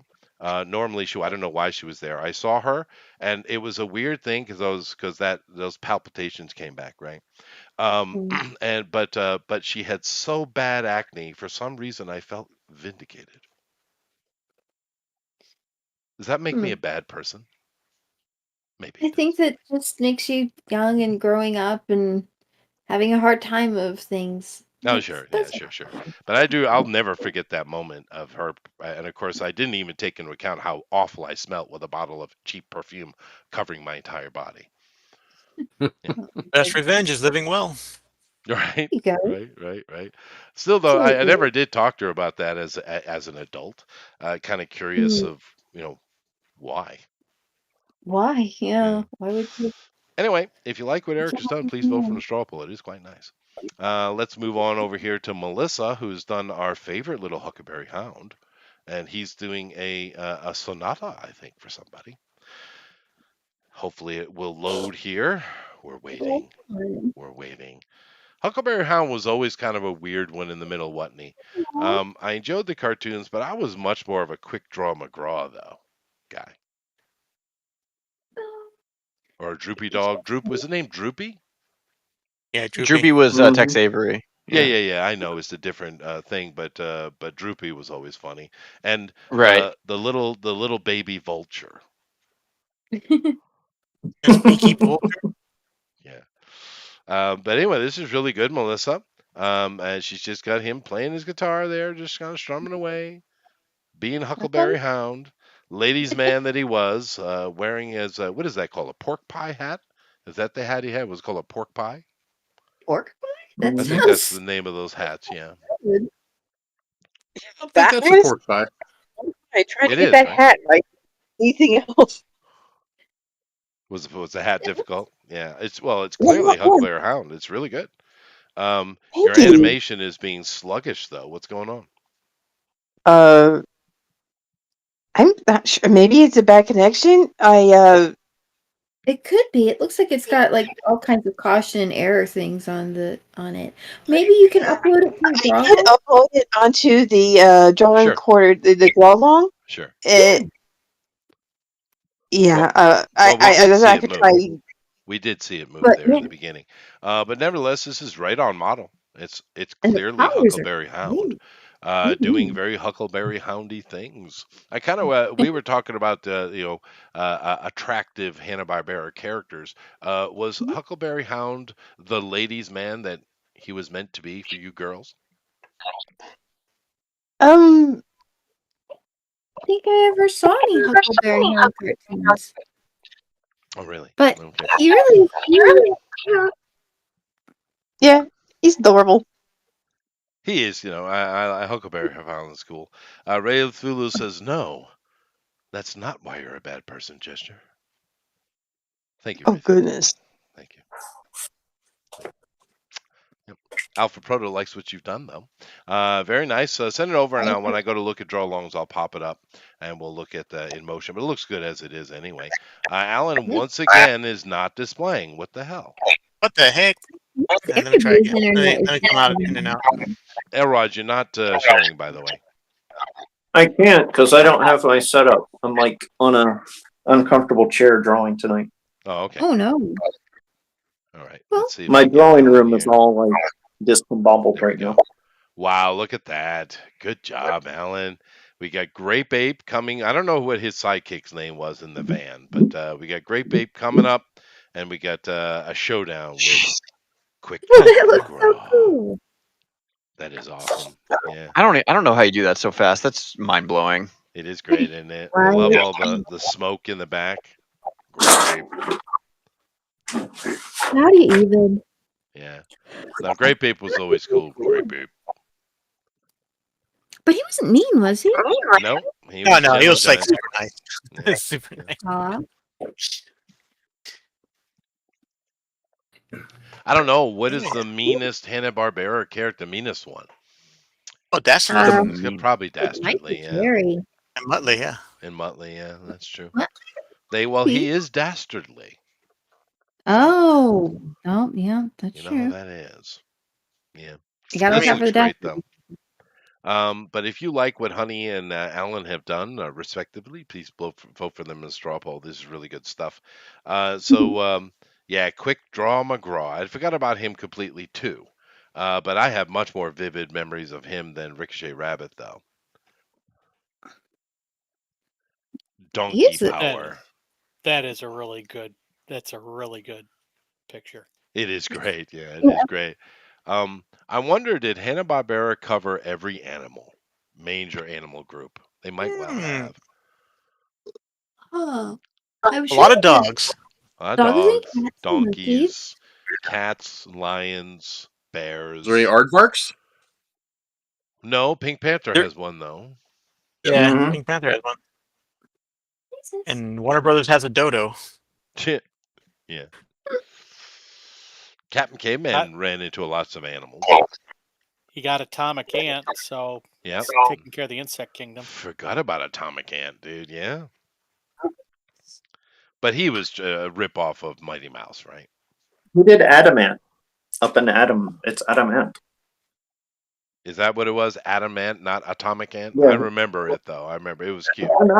Adamant. Yeah. It was cool. But Was that a lot of Hanna-Barbera? ones. Frankenstein Jr. too. Oh, right. Oh my gosh, that was one I was going to draw, but I stopped halfway through. All right, let me go over here and see if I can't grab Melissa's and Elrod's on the other side. Let me get to that. Make sure I don't have anything in the way over here. You got on the stream? I'm working on it now. Okay. Let's see here. So let me go to my draw alongs and see what we got over here. Let's see here. Wow. JD did. Why is JD not here? And why JD? Anyway, I'll get to that in a minute. Gabby did something too. That's cute. Oh, that's really nice. These are draw along stuff. Let me see if I can't find. I'll do Elrod first here. And Mike. Mike was here and then he left. I don't know what happened to Mike. Oh yeah. Mike has done once again. Why don't you go where you're supposed to go? All right. Because that would be too much like behaving. It would be. Yeah. Anyway, let me go over here, and I don't know. There's so many things that should definitely pop up on this side. Anyway, Mike was doing a little bit of Batman here and the Joker. I'm assuming he's doing Super Friends here, but the Batman show, was that a Hanna-Barbera production? No. Filmation. Okay, there you go. The one with Batmite? No, the one with Adam West. The live. Yeah, it had Batman. Did it have Batman? Oh, the live action. That was. Did Hanna-Barbera do any live actions? Unconnected. Wasn't connected, yeah. This is good though, Mike. And of course, Mike is on the straw poll, so if you like what he's done, please vote for him. And let me go over here and grab some of the Elrod stuff. He's got several, of course. Now, Vincent Van Spector. Now, is this like the later Scooby-Doo thing that came out? That's Vincent Price played Vincent Van Spector. Yeah, but they No, were it like was Vincent. It was Vincent Von Ghoul. I looked it up. Vincent Von Ghoul. But that was the chest of ghosts that had escaped, and Scooby and Shaggy were chasing them down. The rest of the gang wasn't. It was Hanna-Barbera's answer to Ghostbusters, basically. Right. And Vincent Price is the man. You know. Yep. And he's ours. The British don't get to claim him, even though they do it all the time. Go away, British people. That's our dude. From St. Louis. Woohoo! Yeah. Yep. Wonderful man. Voice shows up on how many damn records? Of course, the most famous one being Thriller. But many, and I saw an interview with him. And they asked about the Thriller thing, and he says, "Oh yes, it's one of the biggest hits. It's made so much money, and I got not a single penny of it." And then they asked, "You've done many others." He said, "Yes, I have." And this is his theory from Vincent Price. He says, I think after they do their concerts, they have their after party, get drunk, and then they go back to their hotel rooms, and there I am. Mm-hmm. There might be truth to that. There might be truth to that. Because he is on many albums. Most people only think about the Thriller one, but he is on many, doing voiceovers. But Vincent is the man.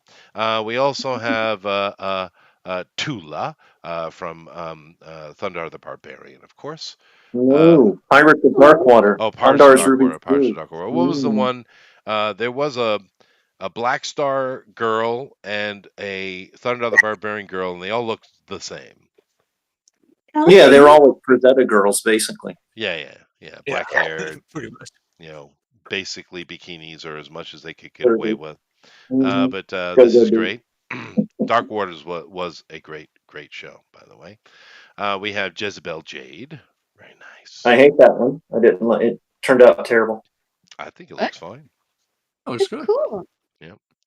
And of course, he also you did all this. All right, fine. Space Ghost. Well, to Heck be fair, yeah, I did Space Space Ghost. Ghost first. That was my warm up. That was your warm. This is the warm up, everybody. We're on number 4 or 5 now. We have Race Bannon terrorizing native peoples. I believe it was tagged as racist Bannon, not racist. Yeah, racist Bannon. Also known as Mike Pence, the real life version of Race Bannon. Also known as my Halloween costume every year. What a boring choice he was from Trump, that guy. And goodness gracious, you were on fire today, Elrod. We got Jade fixed. He didn't like the other one, so he did this one. Honestly, I think the first one. This is more a model. You're right. And then, of course, we also have Frankenstein Jr. I mean, how Yeah, many? that Let was me one of count those. these: 1, 2, 3, 4, 5, 6, 7, 7. He did 7 today, whilst all of you did 1. You need to There's I an pick didn't it even eight. up. finish one. There's an 8. I mean, 2 of them are unfinished because the 7 and 8 are unfinished. They're just I like, see. should I? I don't know. They're just kind of ideas. They're cool though. They look really neat. And Frankenstein Jr. was pretty cool too, because it was a robot, right? Mm-hmm. Yeah. Ahead of its time. It's like one they should bring back. Yeah, it was pretty cool. Because it was like the American Gigantor, basically, right? All right, and sorry, there was 8. Sorry, I apologize. There were 8 today. There's Haji and Johnny himself. So yeah, cool. Or Vivek and Trump. Yeah. True. Well, I don't see Honey's over here yet for some reason. I don't know what you're doing, Honey. But it hasn't uploaded? No. Oh my gosh. My internet's being very odd today. Are you using the Wi-Fi or is it trying to load something on your data? You put it in the draw long, right? I'm gonna go check on her computer or phone and see what it's doing. Okay, you Or just not let me doing. know. We did see it, but well, you let me know and I'll come back to it. So right now, of course, go vote for Elrod, go vote for Honey or whoever you like best. But let's take a look at the draw long stuff here. So I'll get to Doug on the other side, of course. But let's take a look at JD's first. Now, JD, this is one of your better things, JD. So good for you. But I don't understand the crossover. Someone help me. Because he missed out on Alien Romulus, so he did Hanna-Barbera and Alien Romulus. Oh, I see. Okay. Thank you for being here to translate JD for me. I appreciate you. Yeah. But it is pretty good. I know it's Scooby. I recognize it. It's good job, JD. Gabby did something too, which is kind of interesting. We always appreciate Gabby. Finally, I can draw Mr. Democracy Manifest in a Hanna-Barbera style, sorta. Rest in peace. Is this the guy, the British guy, who is speaking in such high Queen's English? Mm-hmm. It was funny. Yeah, it's that guy. Yes, I see you practice your judo, sir. he Yes. was eating a succulent Chinese meal. Yes. That's right. I cannot believe how well she nailed the Hanna-Barbera style for that. She That's did. She did. Yeah. like the Flintstones. If you haven't seen the video of that guy we're talking about, go watch it. It's absolutely hilarious. He's getting arrested for some stupid thing, but then again, Britain's stupid. I mean, you can't get arrested for the I'm dumbest so thing surprised. in Britain. No, it is. It's just god awful how dumb they are, and it's only gotten worse. Now you have the socialists cracking down, so they'll literally arrest you for looking the wrong way. Somebody got arrested like yesterday or the day before because they mentioned hair, and it was a black person. Therefore, must be racism. Arrest them. What? Britain. But this guy's hilarious, though. Go watch that video. It's succulent Chinese meal. Yeah. It's such high Queen's English. It's just hilarious. So theatric. Anyway, let's see what else we got here. These are all Doug stuff. We got Johnny from Jason Gonzalez, of course. It's pretty good. Oh, beautiful. Yeah, it's pretty good. Johnny Quest. Yeah, a lot of people love Mhm. Johnny Quest. I understand it. I get it. I get it. And let's see. Oh, there we go. We finally got. Kind of a golden age feel to it. That's really beautiful. There we go. And the action is working. That's really good. I'm going to say that this is the best thing that Honey has done so far. Oh my goodness. Which Yeah. which is Pretty good. impressive because we say that every time she does something. So Well, she's improving. it's an unstoppable chain. Well, I There you mean, take a look at it. It's clearly on model, and the movement and action is just right. It's very Huckleberry Hound. It's good. It is good. It is good. And Huckleberry Hound wears a boater straw hat. Is that what it's called? Ah, It's that's not a what it pork is. pie? That's what yes, Oh, that's what it is. this is the banjo. Yeah, Yeah, that's fair enough. it's a man And of the country. just don't leave them alone around your daughters, is all I'd say. Anyway, let's go over here and let's find Doug's stuff. But at first, we need the cuteness. My father immigrated from Haiti to the United States in the late 60s. Okay, okay. As a teenager, and I want to talk about these recent comments about the Haitians in Springfield. Okay, go ahead. That wouldn't be you. You're born in America. You're clearly not Haitian. And let's see. Okay. Get a good look at a cheesy, you hate. Okay. Nice Spanish. Nice Spanish. You heathen monkeys. Okay. So, well, she's saying my father never ate a pet. Okay, good for your father. What does that have to do with anything that's going on in Springfield right now? He just cooked them. He didn't eat them.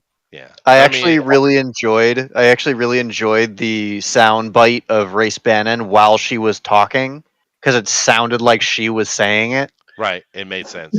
It made sense. They're trying to save someone from jumping to their death. Oh, that's nice. John Miss Bon Bon, Jovi. John Bon John Bon Jovi. Jovi. What? Oh, He John may He's was have filming terrible. a video. He may and- have yeah. absolutely terrible music, but not a terrible heart. Oh, Well, that's nice, John. Yeah, no, he's make John Bon Jovi make me weak in the knees. Yeah, but they were a big hit though.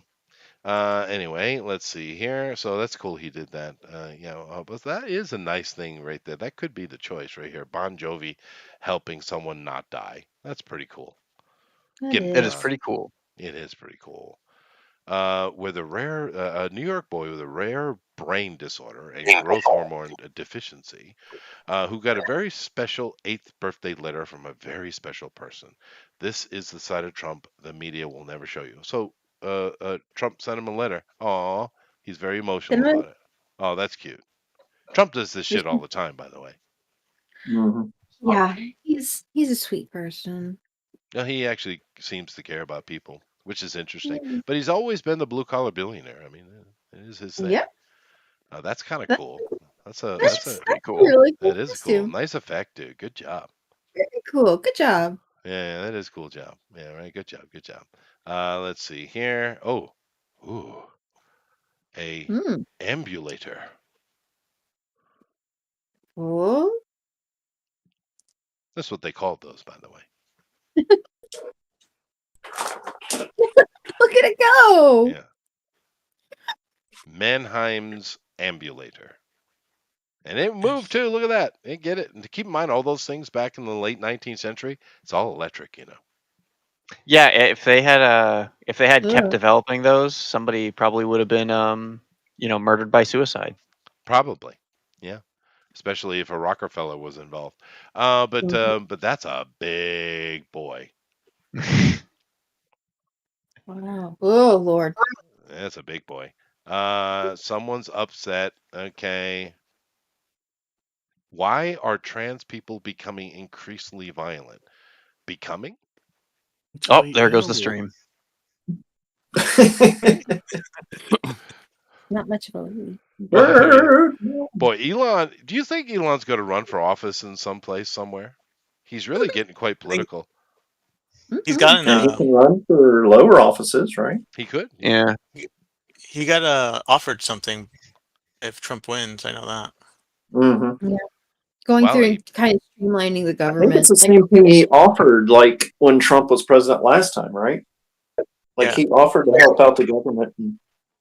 Yeah, but the difference between Elon then and now is they messed with his kid, and Elon is freaking on fire, and he's mad. They pissed him off. He messed with everything, his business and all of it. They did. So, They did. Yeah. But it's kind of one of the old rules of politics that the Democrats have forgotten for some reason. That's funny. Don't mess with people's money, and don't mess with their kids. That's old rule. That's old school politic, right? They've forgotten this. I don't know what's going on here, but the koala deserved it. Yep. Ooh, board games. I like board games. Ma'am. Ma'am. Ma'am. Oh Lord. Okay. I think I'm just gonna go Bon Jovi. Yeah. That's the best one. All right, cool. We're just taking Bon Jovi. But that is nice. I'm glad that he did something like that. All right, so yeah, that's not Armoron doing an Armoron thing. Very nice. Okay. But here is, I can't remember this character. It's Weasel. I am Weasel. I am Weasel. Yes. I am Weasel. Oh my mentioned gosh. him. Michael Dorn, Worf. And this is Hanna-Barbera. The new age, yeah, 90s. Yeah, it's a cartoon produced under the Hanna-Barbera studio. And therefore, the cow and chicken is also Hanna-Barbera. Mm-hmm. I didn't know that. Interesting. Mama had a chicken. Mama had a cow. Daddy was happy to look at their house. I never ask questions. Cow and chicken, my kids love that. So dang Ren funny. and Stimpy, of course. Was Ren and Stimpy part of that Hanna-Barbera production as well? No, that was Nickelodeon. It was Nickelodeon, yeah. Ren and Stimpy would get quite disgusting, and it was hilarious. No cow, though. Just the chicken, Doug. What are you doing? Oh, wow. The men of Hanna-Barbera. That's nice. Look at that. Oh, that's neat. It is cool, yeah. And their distinctive noses. He's doing a nose study here, I think. Yeah. Those are really cool. They are cool, yes.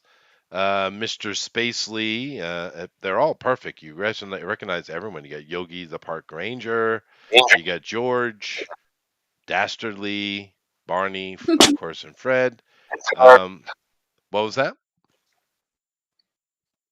Oh no, you just got repeated over over wasn't somebody's me. mic. Who's the one next to Barney, though? Oh, Mr. Crockett or? Well, we got Mr. Spacely down here. Okay. Is it Mr. Slate? Maybe. No, I don't think that's Mr. Slate. I don't know. I can't. You got a cop. I can't remember what that's from. Of course, you got Shaggy. I only one I don't know is those two in the upper right-hand corner. Someone help me out. But they look great, and I'm sure music is going to be involved here. So let me make sure. Mr. Peebles. That's what Doug said. Doug says Mr. Peebles. They did Ed Grimley? Okay. I take that back. Ed Grimley is my favorite Hanna-Barbera character. Wow, Doug always picks the perfect music. Have you noticed this? But today is in his wheelhouse, so we get no lengthy rant that I need to read. So that's good. Very nice, Doug. Very nice. Awesome. Well, thank you all very much. We appreciate it. I'm going to go over here and grab the straw poll and vote myself, and we'll get through that. Let's see. The cop is Officer Dribble from Top Cat. Top Cat. All right. Well, I know they're always trying to catch Top Cat, but Is he a wasn't thief? well, what? Well, Top Cat was. He thought he was like high society something or another. He really wasn't. He was like delusional, if I Mm. recall correctly. He was like Um, Heathcliff. He yeah, was a pimp. kinda. Yeah, he was. Yeah. Anyway, who won the Drawn and Quarter Fan Edition Hanna-Barbera competition? I have choices. I have multiple choices. So let me see here. Make sure everything's displaying it is. I can go with Andrew Huckleberry Hound's Turbus Groupie Fleming. You always get those kind of lower tier jobs, Andrew. I think Jeff's got an issue with you. You guys need to Yeah, I have a don't know love how. talk. Yeah. Yeah, yeah. I'm glad my name doesn't come up here because boy, howdy. Whew. Anyway, uh, Amy, speak no evil about Snark. That's fair. That's fair. That's fair. I love it. Eric, forever traumatized by the Hair Bear Bunch. Hmm. That's probably what caused them to become a manscaper. I'd say, Mhm. especially the one dude. I mean, jeez. Melissa, Oh. Taylor Swift is a Josie and the Pussycats knockoff. That's true. That is true. That is true. It's a hot take, but Mention them together. I would say the only difference is Josie and the Pussycats songs had more, more to them, where Mm. Taylor is And their just band singing it is more about some diverse. ex-boyfriend. They were. Yeah, Taylor's just talking about her sexual escapades. How many Taylor's just men is white she up to power. now? What was that?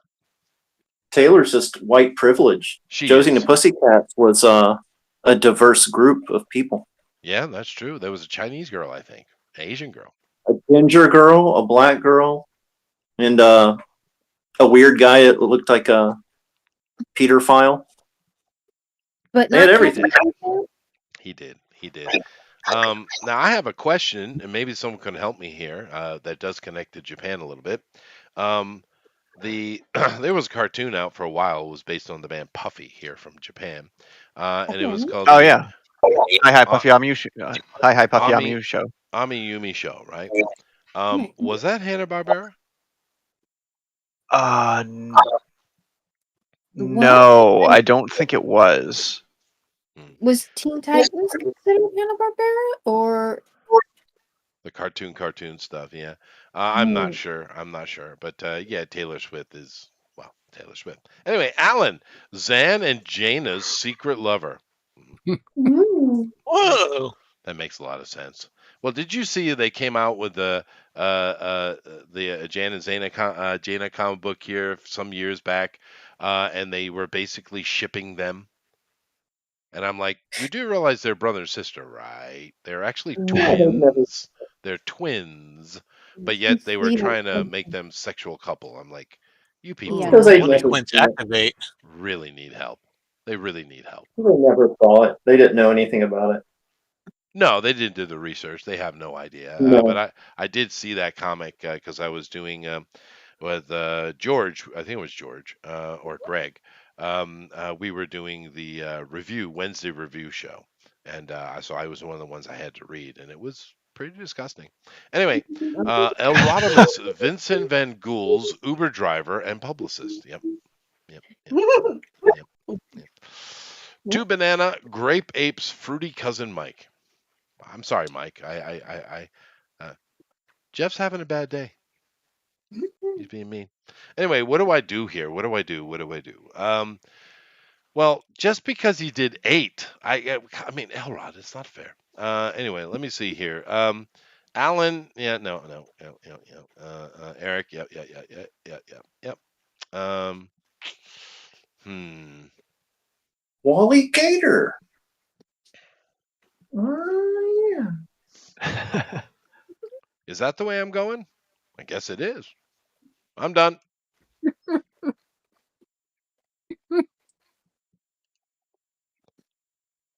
Wow. I tied Wait, it. did they do a Gary Coleman cartoon? They did, yeah. They did Gary Coleman, yeah. Oh my gosh, how did I miss an opportunity to draw The legend. That is Gary Rodimus, Coleman. my favorite character from Buck Rogers? Oh, that's right. He did show up there, didn't he? He did, yeah. Mhm. Yeah. He was the other man from the 20th century. Thought him out. But I mattered this time, Andrew. Can you believe it? You always Yeah. matter. Yeah. Interesting. Doug here, Blue Moon Cartoon says David Freese, creator of Cow and Chicken, did storyboards for Ren and Stimpy. Interesting. Interesting. Yeah. Hieronymus Fox, like one of the best names ever. Hieronymus Fox. Hieronymus Fox. Yes, that's true. It is true. Giant talking child from the 20th century. Yeah. Well, honestly, with Hanna-Barbera, though, they had a lot of great naming convention. They really did. His name was LeBole on the cartoon. LeBole? You'll never earn your... Well, the Gary Coleman show, he was a dead kid. Yeah, he died and he was trying to earn his wings. He had to earn his wings, so he was sent back to do good deeds. So That's meaning right. he's a dead kid who was a rotten dead kid that needed to not go to hell. Yeah. That's a bit on the nose. It was either become an angel in heaven or a janitor in heaven. So he was trying to become an angel. That's true. Didn't have even that cat. That is true. I forgot that show was a bit twisted. A little bit. Did they do Punky Brewster too? I mean, I the feel live like action? a crossover. I never saw the live action Punky Brewster, but I did see the cartoon with the Glomer. Yeah, no, I remember it. I remember it. Because you had Punky Brewster and you also had kind of the dying, but still for some reason clinging on Pippi Longstockings. Because she's just basically Pippi Longstockings, isn't she? Mm-hmm. Yeah. A lovable little scamp. Yeah, I never understood some of those characters. The one character I never understood that's hanged on for so long, especially over here in Asia, they absolutely adore this character, is Anna of Green Gables. Really? Oh my goodness, dude. Yeah. Such a Canadian thing. It is. But I had to. That's another book I had to read in school, and I was like, okay. Pretty good, if I remember correctly. I was reading the things I was reading were much more historical and nonfiction based. And I went to school, and I've read probably more than every other kid in the class already. And then the teachers were requiring me to read dumbass things like The Hardy Boys. What the hell? What grade were you in? I don't know. 2nd grade, 3rd grade, something like that. Oh, okay. Yeah, that probably would be required reading for yours. But yeah, not exactly advanced stuff. I was a weird child. That's all right. Yeah. But I wonder if, I don't know, could they give you like similar credit if you picked out a book you might like and read that instead?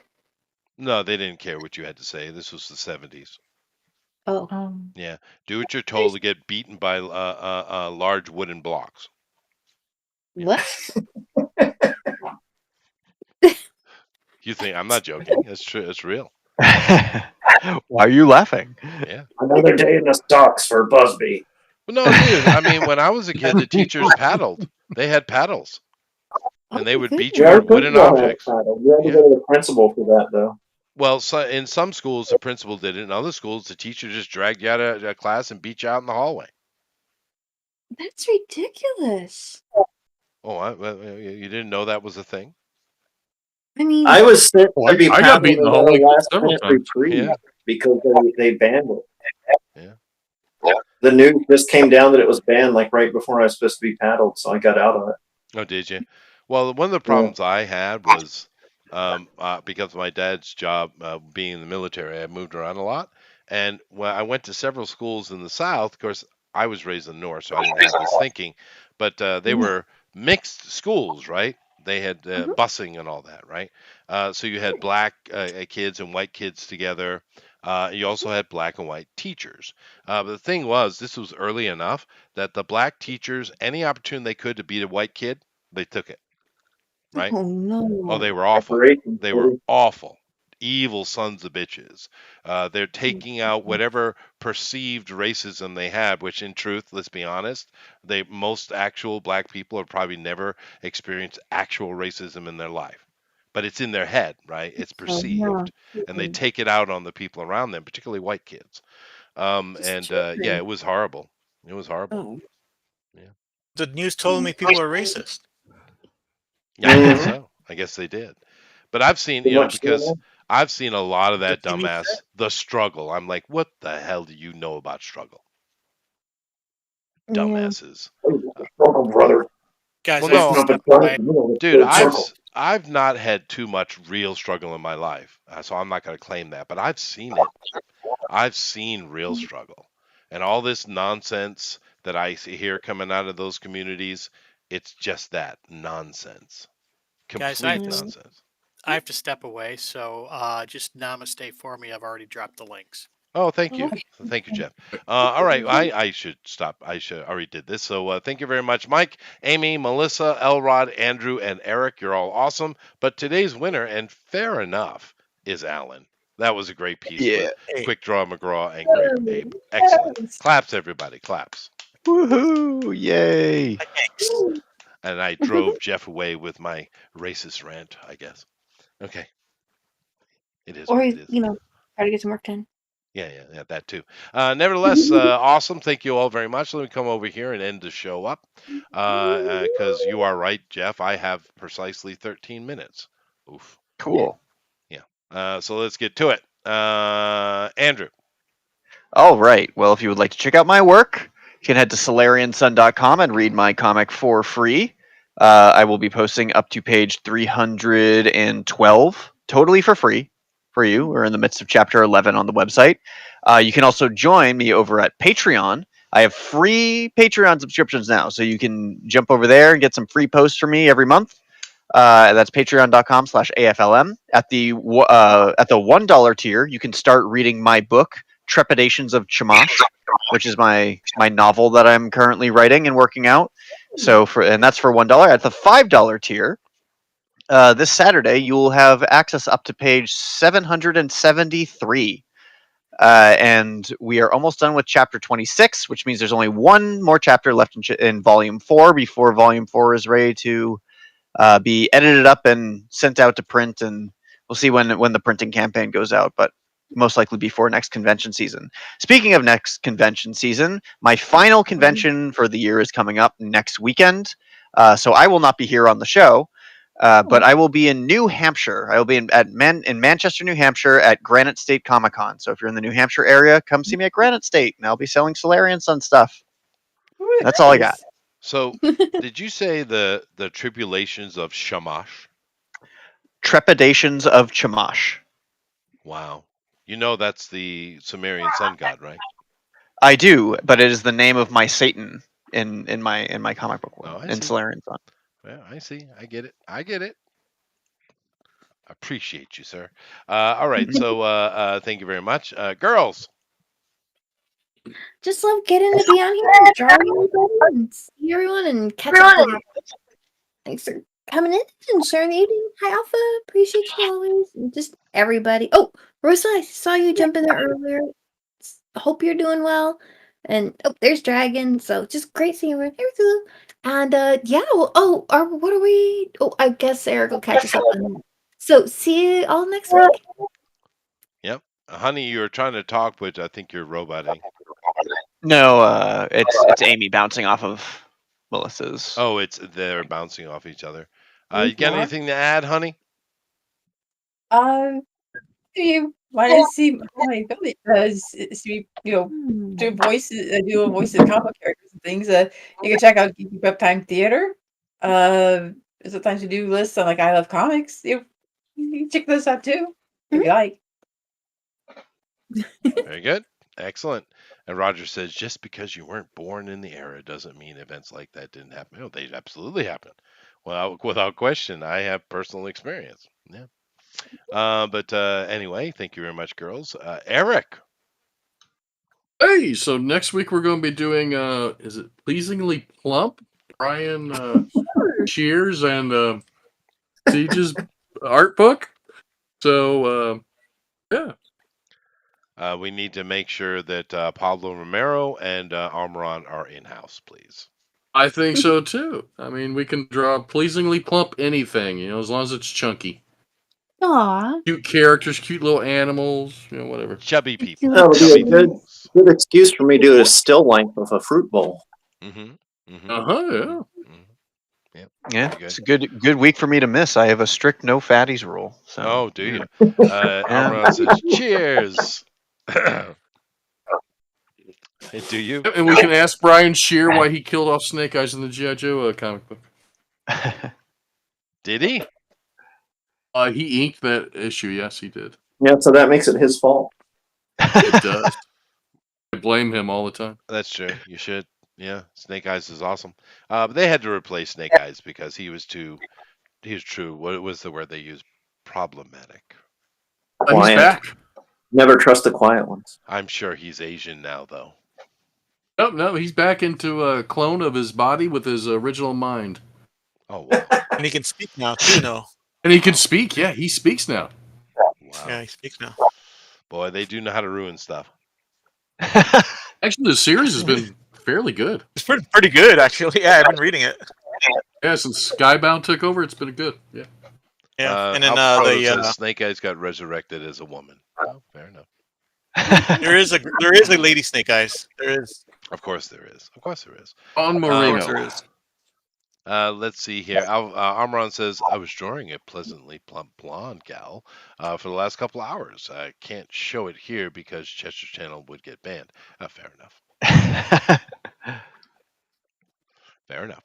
Anyway, thank you very And the much. week after this, yeah. The week after this, we'll be doing 2000 AD. Oh, sick. That's nice. There's a lot of good stuff in there. Alan. So we did push that back so Abbott could do it because he really wanted to do that. Yeah, no, of course. Yeah, it's his culture. But there's a lot of good stuff in there though. Yeah, Alan. Definitely good. So I just realized that I need a Hanna-Barbera folder on my computer. I have some hits if you want to see them. Oh, sure. Nice. We got It's this safe classic for one. work. Oh yeah. Oh, that's Yeah. good one. Yeah. That's that classic one. Of course, it was Fred. Yeah, of course it was Fred. We got old Hong Kong Fooey the as a Western series like Kung Fu. David Carradine. Yeah. And of course, we have Confederate Yosemite Sam. Mm-hmm. Of course. I did a little Robo Smurf. Oh, that's gorgeous. I found these because I was looking for the stupid Fonzie everywhere. It's a lost piece of art I have. There you go. I remember that show, dude. And for you, one of my first drawings on the computer is this Snorks. Oh. Hey, it's a Snorks. That's excellent. That's very That's just cool. Way very back in evil. 2018. Yeah. I love how grotesque the horn on his head looks. Yeah. Yeah. He has a cannon on his head. Aquaman and Black Manta. Yeah, he looks like a stumpy version of Earthworm Jim almost. Yeah. And of course, I am coloring my current comic book right now. That should be done momentarily. Awesome. So that's me working on it. Wow, it looks working good. Hard. Dude. Yeah, it looks Very good. cool. Atrocity 2, yeah. Yeah, Atrocity. It's gonna be we're planning on making it a big book. So 1 and 2 will be in one big Oh, sick. Yeah, one big what do you call it? Paperback. Yeah, collection. Yeah. Yeah, it's gonna be Nice. like 80 pages. So like, why? When's that dropping? Or when do you think that's as soon as omnibus?